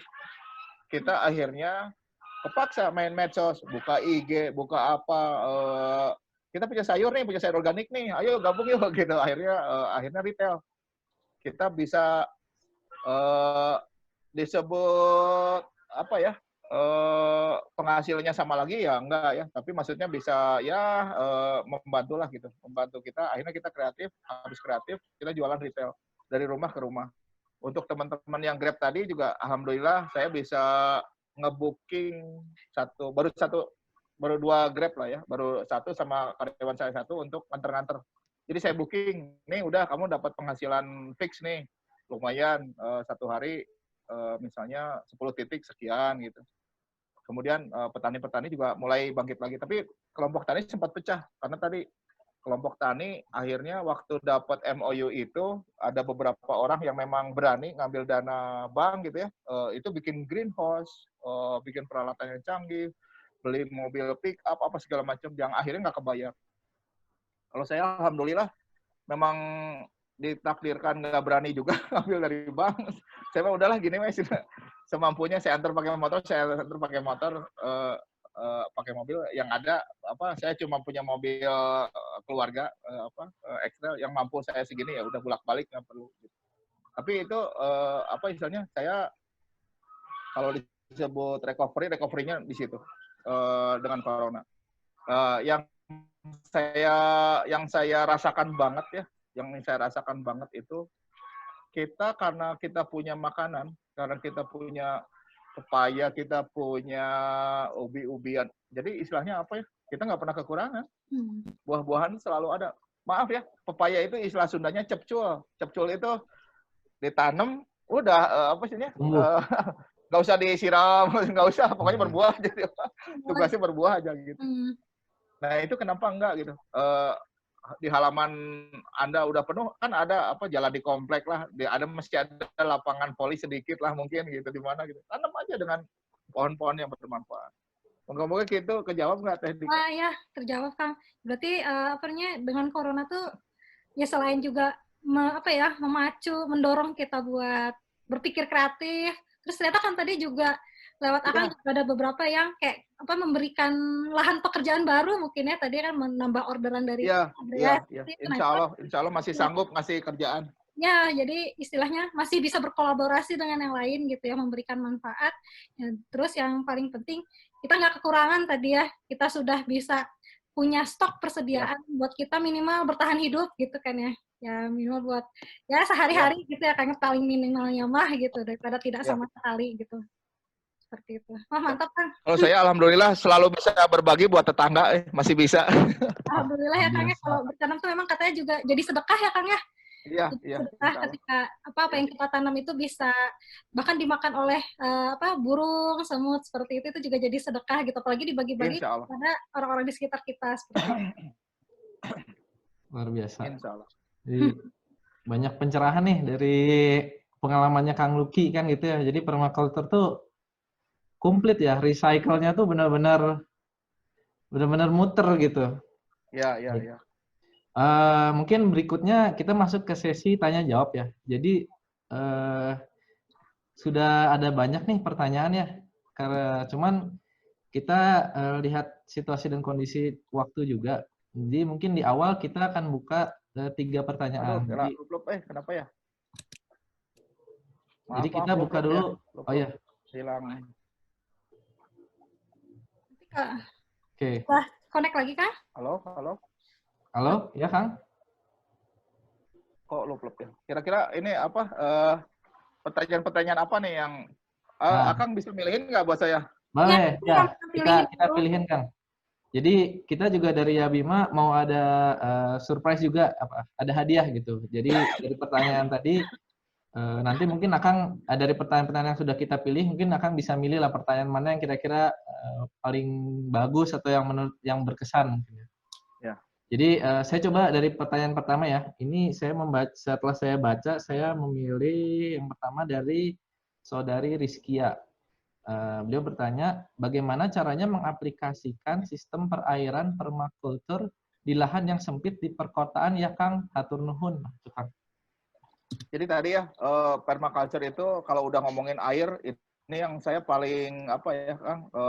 Saya sendiri punya sebuah PowerPoint khusus bahwa sebetulnya di dunia ini gitu ya air yang bisa kita pakai itu hanya 1% di dunia ini teh. Laut itu kita nggak bisa pakai, airnya asin itu nggak bisa kita pakai. Itu yang air bersih, yang berair bersih itu hanya 1%. Itu termasuk air hujan. Dari 1%-nya itu yang tidak terkena polutan itu hanya setengahnya, berarti sekitar 0,5 gitu ya. Nah, polutannya yang paling banyak tahu nggak kira-kira dari apa? Dari manusia, Kang. Ya. Manusia itu pabrik apa segala macam, pokoknya limbah. Ya, bukan terbanyak lah semua polutan itu dari manusia gitu ya. Kalau ada maaf ya, ada peternakan, ada apa, itu mah manusianya juga yang salah kelola. Jadi akhirnya rusak semua. Nah, makanya kalau ngomongin air di permaculture, di rumah saya seperti saya yang tadi ceritakan, di rumah saya nih, air buangan rumah saya itu kebagi jadi 2. Ada black water, ada grey water. Ini air buangan nih. Black water itu masuknya ke septic tank. Kalau Anda bisa bersama-sama dengan masyarakat, misalnya masyarakat perkotaannya guyup, keren gitunya, kompleknya apa istilahnya ya, gotong royongan tinggi, itu bisa bikin biogas, alat biogas. Alat biogas ini nanti akhirnya akan menghasilkan gas. Gasnya ini mungkin bisa bikin dapur umum. Jadi bisa di kantor RW-nya, kantor RT-nya untuk bikin dapur yang pasti apa masaknya tuh gratis di situlah gitu gasnya itu. Karena kejadian saya waktu di Pasuruan, di lahan saya yang di Pasuruan itu ada karyawan bikin kopi, lupa dia nggak matiin kompor. Ya, itu bikin kopi 1 panci, begitu kita datang besok paginya lagi, pancinya udah membara, udah nyala. Karena non-stop itu hampir 8-10 jam itu nyala apinya. Apinya nggak berhenti. Apinya nggak berhenti. Dan gas metan ini kalau lepas ke alam itu akan merusak ozon. Oh. Ini yang melubangi ozon salah satunya gas metan. Makanya banyak yang protes, salah satunya yang vegan-vegan itu protes salah satunya karena dengan banyaknya ternak itu salah satu masalahnya adalah gas metan ini melubangi ozon. Tapi nanti kejawab dengan sampah yang namanya ekoenzim. Sampah ekoenzim itu menghasilkan ozon gitu untuk menutup gitu. Oke. Ya, terus itu dari sampah yang keluar bukan sampah air, apa sebutannya? Pokoknya air yang sudah dipakai di rumah ini itu kebagi jadi dua tadi, ada black water yang tadi septic tank atau kalau sudah sanggup pakai reaktor biogas, atau kemudian yang kedua adalah grey water. Grey water ini bikin bak, saya belum punya ya, jujur aja. Grey water ini harusnya ada bak, air kotornya dimasukin. Air kotornya itu air cucian piring, air mandi, air wudhu, air cucian baju, rinso-rinso gitu, nggak ada masalah. Dimasukin ke sebuah bak, kasih pasir baknya, dikasih tanaman air. Nanti begitu lewat, diserap tuh sama si tanaman air. Begitu lewat, masukin, nah udah bak kedua itu udah bisa, lele itu udah hidup di situ. Saya punya pengalaman di situ, lele itu hidup. Eceng gondok gitu ya Kang ya? Tanaman Eceng gondok bisa, eceng gondoknya bisa dicincang untuk makanan ternak, atau dicincang masukin ke reaktor biogas. Oh bisa banget itu. Bisa banget. Itu grey water. Dari grey water itu bisa buat nyiram kan? Udah dapat nih. Jadi punten ya, kalau sekitar Akang ada masjid, air wudhunya dibuang percuma ke selokan. Wah jangan sekarang air wudhunya bikin kolam lah, bikin. Di sini ada yang dari Bukit Tinggi nggak? Padang Bukit Tinggi ada nggak? Di Bukit Tinggi saya terkagum-kagum karena masyarakat di sana setiap rumah ada kolam, rumah kolam. Air itu di sana tidak mudah tidak mudah dibuang istilahnya. Pokoknya nggak boleh lewat tanpa dimanfaatkan dulu. Orang-orang Bukit Tinggi siapa di sini keren, pokoknya keren. Saya nakal dulu, masih SMA saya udah ke Sulawesi sendirian. Terus SMA kelas 3 saya ke Sumatera juga dari Danau Toba turun ke bawah pakai bis. Nakal saya dulu. Nah, tapi tadi saya ngelihat orang-orang Padang di Bukit Tinggi, kok ini keren ya, semua rumah itu punya kolam. Jadi sampah dapur, sampah nasi nggak diselesai dimakan, lempar ke kolam nasinya buat ikan. Nanti ikannya besok dipancing lagi gitu. Dan mereka itu kan kita punya ethical. Jadi gini, saya nggak cocok sama Bill Mollison, salah satunya ya, itu adalah Bill Mollison itu menggunakan feses manusia untuk pupuk. Di kita nggak boleh, Kang. SNI, Standar Nasional Indonesia Pertanian Organik, yang tidak boleh digunakan untuk pupuk itu kotoran babi, kotoran manusia, kotoran anjing. Itu ada SNI-nya, ada aturan di negara kita, nggak boleh. Secara medisnya juga ternyata kotoran manusia, kotoran babi itu ternyata masih banyak ada kandungan E. coli-nya. Bakteri yang menyebab kolera. Sebetulnya kolera ini mengambil nyawa banyak banget, lebih banyak dari corona. Tapi lama, jadi nggak heboh. Kenapa corona ini heboh? Karena meninggalnya cepat gitu. Banyak yang tertular cepat gitu. Sebetulnya yang di Indonesia yang masih harus diwaspadai ada kolera, ada DBD, masih banyak gitu sebetulnya PR-nya masih banyak. Nah tadi ya, jadi air limbah aja saya bagi dua. Nah kemudian masuknya juga saya bagi dua. Ada air alami. Dulu saya di Magelang lihat ada teman-teman pencinta alam di sana yang bikin penangkap air dari jadi bambu dibikin gede ya, dibikin gawang, kemudian dikasih paranet, dikasih jaring paranet. Itu kalau di sana lagi ada kabutnya nangkep di paranet itu untuk turun. Itu juga ada alat-alat penangkap air. Kalau saya masih manual, saya hanya pakai penangkap air hujan. Air hujan ini saya tangkap. Saya punya 3 tangki air bersih, air hujan murni, yang saya isi saya tambahin dengan air dari gunung. Kemudian baru masuk ke kolam besar untuk ikan nila tadi yang kemudian masuk ke kebun. Tapi tadi saya punya air. Jadi kalau nangkap hujan itu ibaratnya gini, mengurangilah bayar PDAM-nya. Iya. Satu, mengurangi untuk bayar PDAM. Kedua, Anda ikut mencegah banjir. Iya, betul. Jadi air hujan ditangkap. Punten ya, kalau Anda perhatikan keluar rumah nih sekarang, keluar rumah. Lihat, tetangga-tetangga Anda, itu talangnya, nggak usah tetangga lah, Anda mungkin masih punya rumah yang talangnya itu langsung ke selokan. Ya, Ya, sayang banget sih itu memang. itu kan langsung dari atas langsung ke bawah kan, ngumpul di bawah. Kota Bandung nggak akan mampu kalau semua orang membuang air hujannya langsung ke bawah gitu. Iya, iya, iya. Nah, sekarang kita ikut bertanggung jawab lah sama teman-teman yang kebanjiran terus tuh. Yang Bojong Soang dan lain sekitarnya. Jangan dong, minimal di rumah kita manfaatkan dulu airnya. Dari penangkap air hujan di tandon-tandon air, di drum-drum itu, kemudian masukkan dulu ke sumur resapan. Sok insya Allah, Anda punya pohon apa, pohon gede, pohon rambutan, pohon duren, itu akan tumbuh subur sepanjang tahun. Insya Allah itu apa barokah dari Allah juga karena memang secara akademisnya memang ada air ya masuk ke dalam, pasti sumber airnya juga banyak. Kejawab nggak, Akang? Ya. Wah, luar biasa Kang. Jadi kita dapat ilmu baru nih. Jadi bisa jadi yang kita tidak perlu itu malah dibutuhkan sama yang lain ya Kang ya. Sama makhluk hidup yang Iya, lain. betul, Jadi ketika kita mempelajari ternyata siklus itu tuh ada gitu. Tinggal kita mulai berpikir kan gitu ya. Apa nih siklus yang sudah dikasih Tuhan kan gitu ya. Iya. Betul. Wah, luar biasa Kang. Tadi Insya Allah. air sabun juga bisa ya, Kang ya? Buat nyiram tanaman. Iya.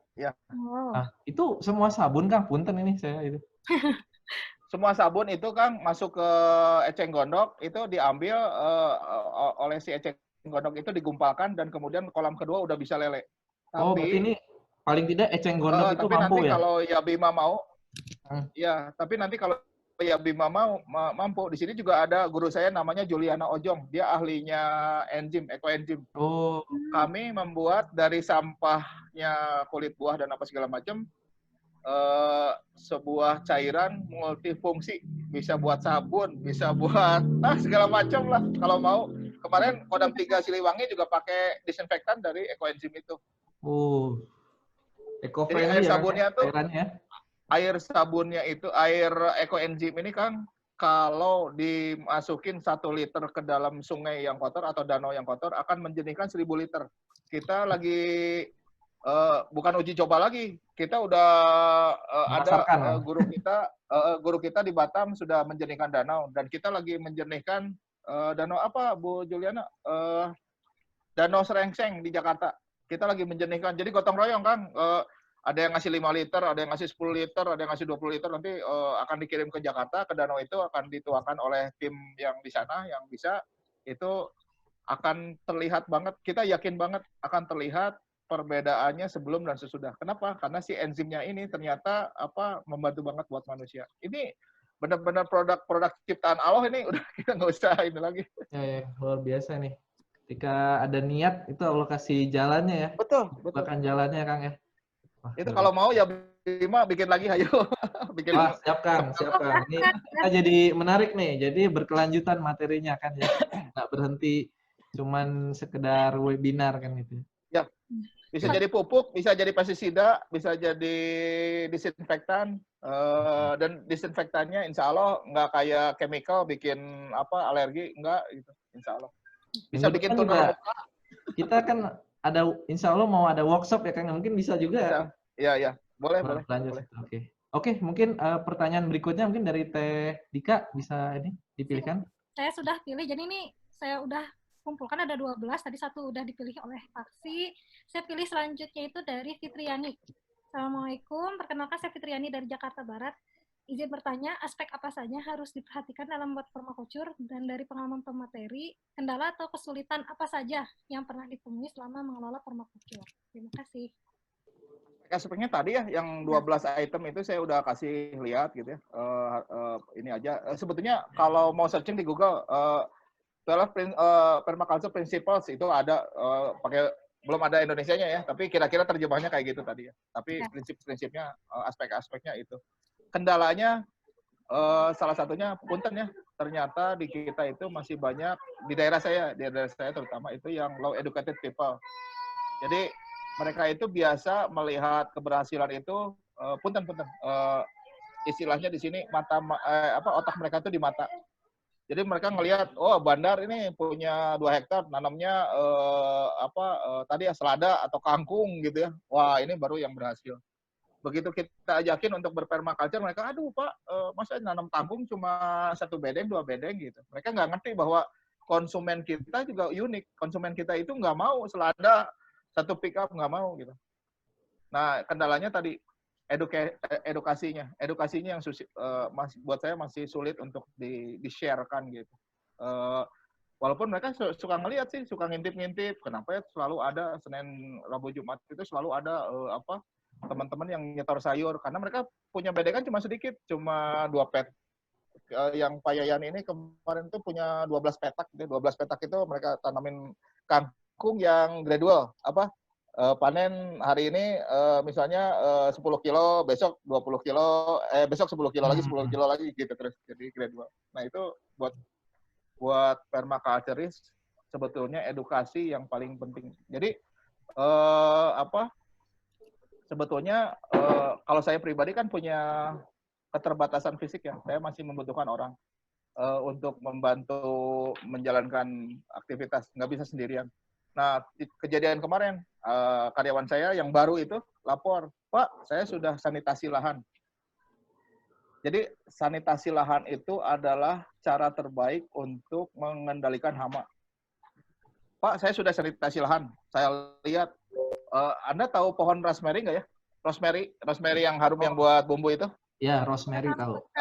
Rosemary itu kan tumbuhnya tahunan ya. Tumbuhnya tahunan, bisa bertahan lama gitu, bisa puluhan tahun. Itu dibabat sama dia. Karena tadi edukasinya nggak nyampe gitu. Dia pikir itu gulma dibakar sama dia. Waduh, udah setahun. Tahunan, iya betul. Itu jadi kendalanya buat saya edukasi dan memang nggak boleh hilang sabarnya, harus berlanjut gitu. Setuju Kang. Ya, jadi sebenarnya ya permasalahannya itu mungkin semua hal kali ya gitu ya, entah itu misalnya salah satunya tadi tenaga gitu. Kebetulan juga kami dari Abima juga lagi garap kebun ada, itu juga lumayan juga sih kita cari tenaga buat ikut garap itu. Soalnya kalau garap sendiri memang ya itu sangat sulit gitu ya, sangat sulit dan mudah-mudahan apa ya dengan adanya webinar ini jadi makin banyak orang tergerak untuk apa ya mencoba menanam atau mungkin jaga lingkungan seperti tadi yang pakai enzim dan lain sebagainya gitu. Oke, sip Kang. Pertanyaan selanjutnya Kang ya? Ya. Oke. Ini saya pilih dari Sylvia Margareta. Kang, kalau alat penangkap hujan di kota kan ada masalah terkait hujan asam. Adakah solusi atau tips untuk mengolahnya? Takutnya berefek ke tanaman jika disiramkan. Nah, itu gimana Kang? Jadi beberapa ahli kota ya kemarin sempat diskusi. Saya sempat dengar mereka diskusi. Salah satunya memang kalau yang di kota besar itu nggak bisa langsung, air hujannya nggak bisa langsung dipakai karena masih asam. Itu ada beberapa filter alami sebetulnya dipakai. Jadi masih pakai saya lupa filter alami. Tapi salah satunya itu ijuk, ada pasir, terus ada batu apa ya? Oh, arang. Iya, arang ada, terus ada batu apa gitu. Saya lupa. Dan yang terakhir itu ternyata dialirkan ke tanah liat. Tanah liat itu mengandung ini yang baik. Dan tadi kan sekarang alhamdulillahnya kita punya grup yang khusus mempelajari ekoenzim. Dengan ekoenzim itu selesai. Dengan ekoenzim itu bakteri patogen. Jadi Allah itu menciptakan 2 jenis bakteri jahat patogen dan bakteri baik probiotik. Bakteri patogennya itu akan dimusnahkan oleh bakteri baik. Nah, bakteri baik ini yang akan menetralkan si airnya itu. Jadi ini bahkan beberapa guru kami itu memang sukarela selokan di depan rumah mereka itu menjijikkan gitu. Itu disiramin secara rutin dan kelihatan di foto sebelum dan sesudahnya itu beda dengan ekoenzim. Selokannya itu jadi bersih. Ternyata si bakteri probiotik itu mengurai C sama H, karbon sama hidrogen, dipecah. Mereka yang memakan itu ya, menggunakan itu untuk berkembang biak. Akhirnya karena C sama H-nya banyak yang kepecah, jadi si airnya itu jernih gitu. Oh, mantap. Berarti pakai ekoenzim tadi juga bisa ya Kang ya? Pakai ekoenzim. Jadi langsung campur gitu aja. Jadi harusnya nih Citarum Harum udah pakai harusnya nih karena ini sebetulnya kalau khusus ngobrol ekoenzim saya memang lagi nyari videonya juga sempat ke-delete. Waktu Wuhan pertama kali corona COVID-19 menyebar di Wuhan. Wuhan itu kan suhunya dingin ya 3 derajat gitu. Itu si virusnya ternyata bertahan lama di situ di jalan-jalan raya itu bertahan lama, itu bisa berhari-hari, bisa sampai 10-an hari. Itu mereka malam-malam semprot itu pakai ekoenzim. Oh. Dan sekarang kedengar beritanya kan di Wuhan udah nggak ada kan? Iya. Walaupun banyak faktor ya, banyak faktor. Tapi kami orang-orang ekoenzim yakin banget ini salah satu penyebabnya itu ekoenzim. Dan tadi ekoenzim itu dibuatnya dari sampah. Setiap orang, setiap rumah bisa buat. Jadi setiap rumah, setiap orang bisa buat disinfektan sendiri. Itu yang gampangnya. Jadi gagang pintu apa segala macam bisa dibuat. Jadi nggak ada kaya, nggak ada miskin. Sendiri gitu. Jadi semua sudah diberikan Tuhan sebenarnya Kang ya, secara alami ya. Sebetulnya sudah diberikan. Ya. Kebetulan saya juga sangat tertarik sama ekoenzim. Udah bikin. Ayo kapan? Ya, udah bikin juga. Kayaknya bisa dibikin materi sendiri nih kayaknya. Ekoenzim ini. Menarik ini. Soalnya di chat ini banyak yang menanyakan Kang soal ekoenzim nih, banyak tertarik kan. Ayo nanti khusus bikin kelas ekoenzim. Boleh. Ini menarik nih. Plan yang menarik. Ya, Ini juga pertanyaannya semakin banyak nih karena banyak. Oke, mungkin kita tambah lagi satu sesi lagi pertanyaannya ya. Jadi ini banyak juga, cuman ya kita mencoba inilah pilihkan ya. Mohon maaf kalau tidak semua pada sesi ini. Mungkin nanti di grup WA-nya bisa dijawab semua sama Kang Luki kan ya, karena itu waktunya lebih santai. Oke, nah ini saya tertarik dengan pertanyaannya Ibu Mbak Julia Ojong nih. Ini kayaknya gurunya Kak Luki nih katanya ini. Juliana Ojong. Oke, ini pertanyaan juga mungkin general tapi menurut saya tepat sih. Jadi bagaimana kita orang kota dengan rumah lahan sempit, apalagi yang di apartemen bisa berkontribusi untuk di bumi ini? Nah itu Kang. Jadi sekarang mungkin banyak ya. Sekarang kan rumah udah ini, apalagi keluarga muda ini kan tipenya tipe-tipe kecil ya Kang ya. Jadi mungkin nggak punya carport malah cuma punya motor. Nah ini gimana Kang konsepnya nih Kang? Saya 3 tahun yang lalu punya proyek namanya Pipir Diurus. Itu ceritanya ada seorang kepala desa di Sukabumi namanya Kang Cecep. Itu alhamdulillahnya kami dipertemukan di sebuah pelatihan tentang sapi potong. Saya juga senang belajar, saya senang itu gitu. Nah kebetulan satu kamar saya itu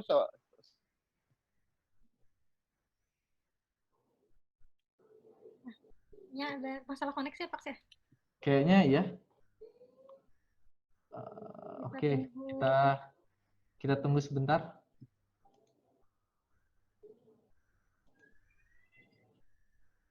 Masih siap-siap ya. Oke. Jadi luar biasa nih antusiasme pesertanya ya. Jadi pertanyaannya banyak banget.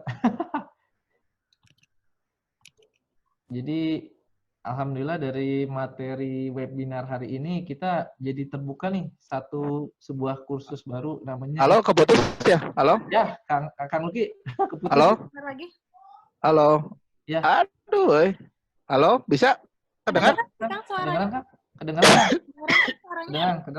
Alhamdulillah. Enggak, punten Kang, mungkin diulangi lagi, tadi kepotong kayak. Ya. Jadi alhamdulillah saya 3 tahun yang lalu ditakdirkan Allah bisa bertemu dengan seorang kepala desa, Kang Cecep. Beliau punya kepala desa di sebuah desa di Sukabumi. Waktu itu mereka ada masalah dengan stunting, anak-anak yang kurang gizi ya, tahu ya. Nah, waktu itu si kepala desa ini dapat tantangan dari sebuah produsen minuman mineral, air mineral.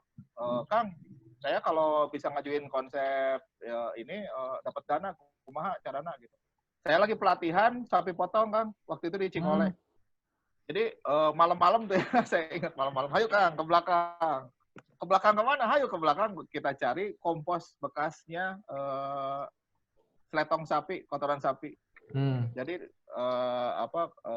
kita cari. Nah, ini yang tanah yang sudah baik saya tunjukin. Kompos yang sudah baik itu kayak gini, Kang.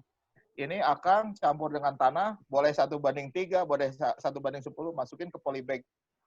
Dari satu polybag yang ukuran kira-kira 2 jari gini, ya, ukuran segini, akang tanamin berbagai tanaman yang dibutuhkan oleh ibu-ibu, dari mulai bawang daun, cabai, seledri, macam-macam lah, terong, selada, segala macam.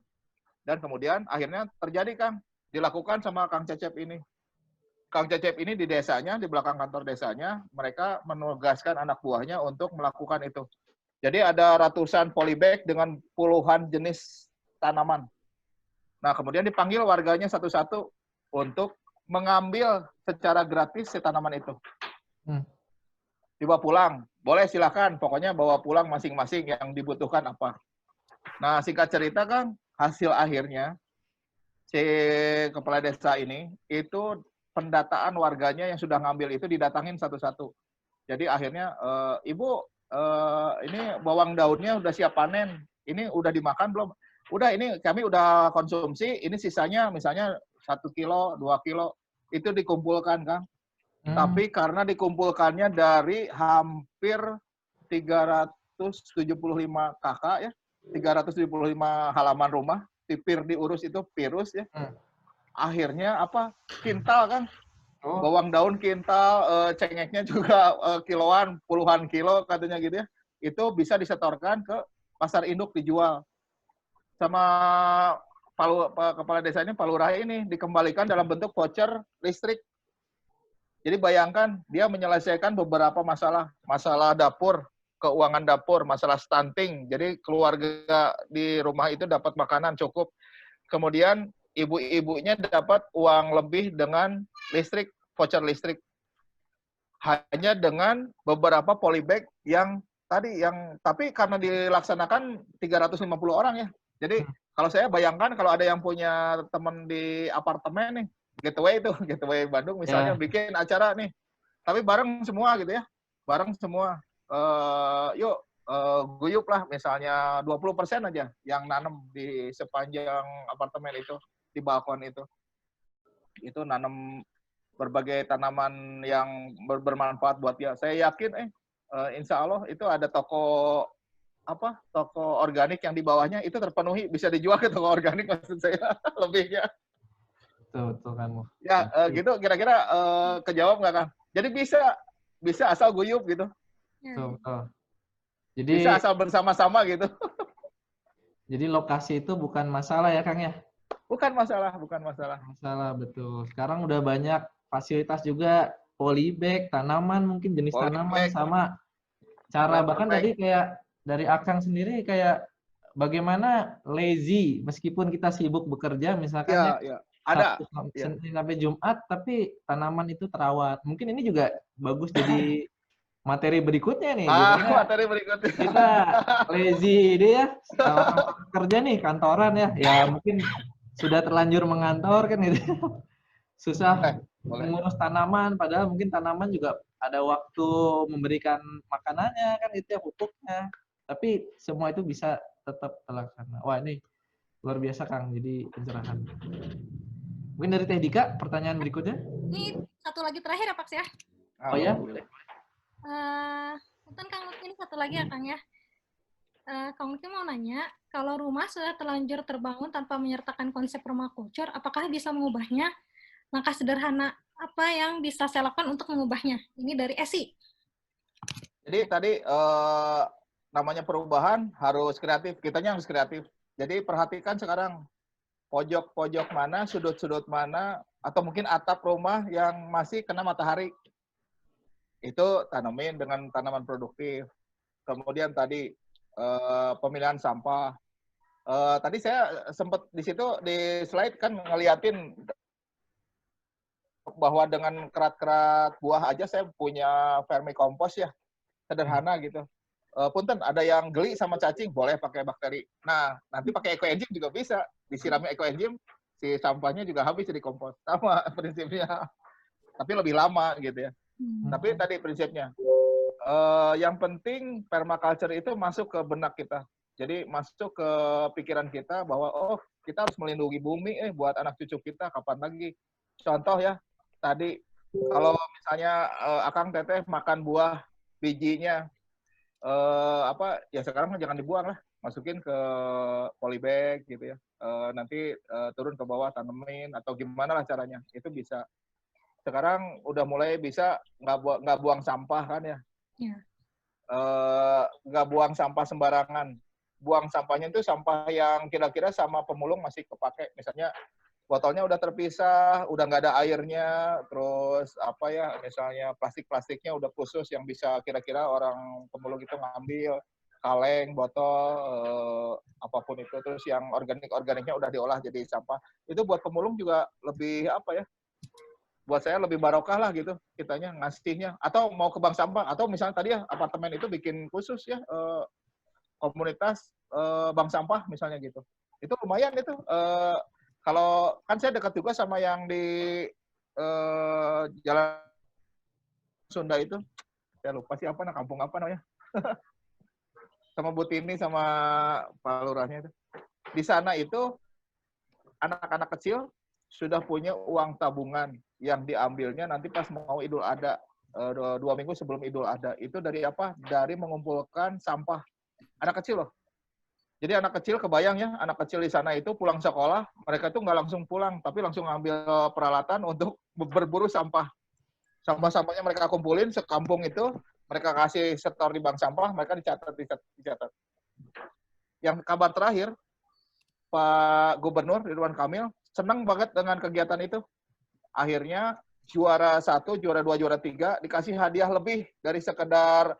Jadi kan tadi kan sampahnya dikumpulkan dalam bentuk uang, nanti dikembalikan Idul Adha kan. Ini sama Pak Ridwan Kamil dikasihnya lebih, dikasih baju sarimbit itu sekeluarga, baju lebaran, dikasih kue-kue, sama dikasih uang hadiah, kalau nggak salah 1,5 juta buat juara 1. Saya lupa, tapi nanti saya confirm lagi. Tapi intinya begitu kita ada ikhtiar, begitu kita melakukan, kalau istilah itu teh semestakum nih, semesta alam mendukung. Jadi apa? Tiba-tiba banyak orang yang harusnya anak ini cuma dapat 750.000 atau 1 juta. Kenapa? Tapi tiba-tiba lebih ya, ada tambahan hadiah 1,5 juta. Ini dari Pak Ridwan Kamil, dan 3 keluarga ini dipanggil ke Pakuan, ke dinasnya Pak Ridwan Kamil untuk difoto. Itu kan kelebihan sesuatu yang membanggakan gitu, prestasi yang membanggakan gitu. Gitu kan. Jadi prinsip-prinsip walaupun sempit, walaupun apa, tetaplah jangan kreatif lah, be kreatif lah gitu. Ya. Luar biasa, Kang. Jadi banyak hal yang sebenarnya masih bisa dilakukan ya dalam menerapkan permaculture ini. Mungkin nggak harus dari segi bangunannya dulu ya, kalau bisa tadi masalah kita memanfaatkan sumber daya yang ada dulu, entah berkebun, entah masalah menampung air, dari situ dulu kan juga bisa, Kang ya. Iya. Oke. Saya sangat setuju tadi, Kang. Jadi sebenarnya kalau kita lihat, wah rasanya kayak banyak banget jadi kebuka jalannya ya, Kang ya. Setelah kita membuka pintu permaculture ini, tiba-tiba jadi kepikirannya banyak. Tapi saya ingat juga tuh kata-kata Kang Luki. Jadi kayak mulailah dari yang kecil dan simple. Ya. Itu saya sangat setuju itu, Kang. Jadi dari banyak jalan ini, mari kita mulai langkah dulu kan gitu ya, Kang. Langkah kecil dulu lah. Kita mulai dari apa dulu nih? Airnya dulu kah? Atau apanya kan gitu ya. Jadi wah ini luar biasa, Kang. Dan kita sesuai pembicaraan kita tadi, jadi dari pertanyaan yang sudah kita jawab, kita coba jawab ini, kira-kira mana nih, Kang, yang pertanyaan yang menurut Kang Luki paling berkesan lah? Tadi saya udah copas ke WA Akang, Kang, soalnya nggak bisa di chat Zoom-nya, dicopas. Aduh, saya harus ini ya.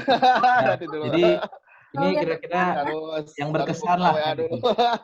Semua pertanyaan bagus, cuman mungkin ya yang berkesan lah, Bang. Atau kalau Akang ingat tadi penanya keberapa atau pertanyaan yang saya yang tadi yang nanya gimana kalau lahannya maksudnya lahannya sempit, apa yang kita bisa lakukan? Siapa itu? Siapa ya? Itu yang pertama ya, Pak ya? Itu yang tapi ada juga yang berkontribusi ke bumi. Ada 2 sih yang menyebutkan lahan sempit. Ya, lahan sempit itu yang pertama sama yang ketiga. Jadi ada dari Rizkia dan Juliana Ojong. Jadi yang di SKIA itu yang mengaplikasikan sistem perairan permakultur di lahan Oh, sempit. Kalau yang dari Juliana Ojong itu bagaimana orang dengan lahan sempit Ah, bisa yang Juliana Ojong ini karena tadi punten ya tadi benar memang sesuai sama keadaan kita saat ini jarang ada yang punya lahan langsung 5.000 meter rumahnya 5.000 meter kan jarang ya itu yang buat saya paling cocok oke nomor Kang. 4 tadi. Siap. Jadi buat Kak Juliana Ojong nanti insya Allah dari Yabima akan ada hadiah lah kan itu. ya. Ya, selamat ya buat Kak Juliana Ojong. Nah, selamat buat Kak Juliana. Oke. Nah, tapi hadiah dari kita nggak cuman buat penanya aja. Jadi dari Yabima sendiri kita ada juga nih mau akan ada kuis kan itu. Cuman kuisnya bukan sekarang, tapi kuisnya nanti akan kita post di IG-nya Yabima. Jadi kawan-kawan, nah coba follow IG-nya Yabima ya. Nanti di situ kita akan posting dan nanti kawan-kawan bisa menjawab di komennya. Nah, cuman ada syaratnya nih. Syaratnya akan saya tuliskan di chat ya. Jadi pertama memfollow IG Yabima, yang kedua ketika komen jawaban tadi disertai dengan hashtag kan. Nah, ini hashtagnya nanti akan saya share di chat dan di grup WA kan gitu ya. Jadi pertanyaannya ya otomatis masih seputar dari yang diterangkan Kang Ungki hari ini gitu. Seperti itu. Hadiahnya apa? Ah, nanti masih berkaitan dengan ini kan karena Covid ya. Jadi hadiahnya berupa pertama ada voucher nih, ada voucher dari Warahmah. Warahmah itu adalah mitra usaha dari salah satu mitra usaha dari Yabima. Dia membuka toko serba ada kan gitu. Toko serba yang siap bisa mengantar makanannya ke rumah-rumah. Jadi membantu juga nih di masa Covid ini tidak terlalu sering berinteraksi ke pasar. Nah, tapi kalau misalkan jaraknya di luar Bandung, nah kita akan kirimkan hand sanitizer supaya yang menang tadi bisa makin terlindung lah dari bahaya Covid ini. Mungkin seperti itu. Kalau sudah, kita akan masuk ke sesi akhir kan itu ya. Jadi di akhir ini saya ingin membicarakan tentang kelanjutan kan gitu ya. Nah, jadi webinar ini tuh bukan webinar yang sekedar tampil terus sudah kan gitu ya. Jadi minggu depan ada lagi nih workshop kan gitu ya. Ada workshop. Nah, workshopnya seperti apa? Nah, pantengin aja nih IG Yabima sama web media partnernya kan gitu. Ya, Insya Allah nanti kita akan sampaikan di sana kan gitu ya jadwal dan keterangannya. Tadi kebetulan juga saya lihat di pertanyaan itu lumayan banyak juga ya yang bertanya tentang gimana sih mengaplikasikan permakultur tapi skala rumahan ya, kurang lebih seperti itu pertanyaannya. Kemudian ada juga tadi ada yang nanyain ada nggak pelatihan workshop, nah tadi ya ada pelatihan permakultur nggak? Nah, jadi insya Allah, jadi kami sekarang sudah merancang ya, tim pemateri kami sudah merancang ya gimana kita bisa mengaplikasikan permakultur tadi di skala rumah kecil kita gitu. Nah, bagi yang berminat untuk ikutan bisa nanti lihat di Yabima ya, di IG Yabima untuk informasi lebih lanjut. Jadi workshopnya itu juga akan berlangsung selama 2 bulan dan ini akan ada pendampingan, akan ada pendampingan dari tim yang memang mereka bergiat berkebun. Akan ada tugas-tugasnya juga, nanti tugasnya dinilai, nah nanti juga di akhir akan ada peserta terbaiknya, seperti itu. Oke. Nah, jadi selalu ikuti IG Yabima ya, termasuk juga IG-nya Kang Luki nih. Jadi terobosan-terobosan perihal permaculture dan turunannya ini akan selalu terupdate kan gitu ya. Karena meskipun kita sekarang sudah tahu banyak, tapi yakin rahasia Tuhan itu masih banyak lagi kan gitu. Masih bakal banyak lagi hal-hal baru di depan sana yang bisa kita pelajari. Seperti itu. Nah, mungkin di akhir dari Teh Dika mau ada kesimpulan? Oh ya, jadi alhamdulillah tadi kita sudah mendapatkan paparannya, penjelasan tentang permakultur, ya ternyata Allah tuh udah ngasih banyak sekali karunia kepada kita yang ternyata kalau misalnya kita mau gitu ya, kita mau mencoba berusaha untuk memberdayakannya, itu tuh bisa memberikan manfaat lagi ke kita gitu. Dan kebalikannya malah kalau misalnya sebaliknya kita melupakan kehadirannya, bahkan kita melupakan kebermanfaatannya, seperti air tadi tidak kita tampung dulu, tidak kita gunakan ulang dulu, ya ternyata kan malah memberikan musibah gitu, musibah kepada kita semua. Nah jadi sekarang kita coba rubah gitu mindsetnya, ya bahwa dengan segala apa yang ada di bumi ini atau di sekitar kita lah gitu ya, di sekitar kita itu tuh banyak sekali hal-hal yang masih bisa kita manfaatkan untuk hidup kita, untuk diri kita, untuk kemaslahatan kita, dan mari kita berdayakan semampu kita ya dengan segala apa yang kita punya. Dan mudah-mudahan itu menjadi amal soleh, ladang pahala bagi kita di akhirat kelak ketika kita nanti ditanya oleh Allah ya ngapain aja di dunia ini gitu ya. Dan mudah-mudahan itu menjadi suatu amal ibadah seperti itu. Oke, amin. Luar biasa, Teh Dika. Mungkin di akhir kita mau foto bareng lah kan itu, buat kenang-kenangan nih. Jadi bagi peserta semua, coba kita nyalakan videonya nih. Ya ini buat kenang-kenangan ya. Jadi bisa share screen kan itu bareng Kang Luki, pemateri kan gitu dan semua kan gitu ya. Jadi kurang lebih selama ya mungkin semenit lah kan gitu ya, setengah menit lah kita coba buka semua. Ayo semuanya kita buka videonya nih. Jadi ini semua adalah pegiat permaculture, orang-orang yang sudah melek nih. Jadi kita ini hidup di dunia ini bukan cuma buat kita aja loh. Tapi kita ini berhubungan dengan makhluk lain, gitu. Nggak cuma manusia nih, ada tumbuhan, ada hewan, dan semua itu sebenarnya saling terkait.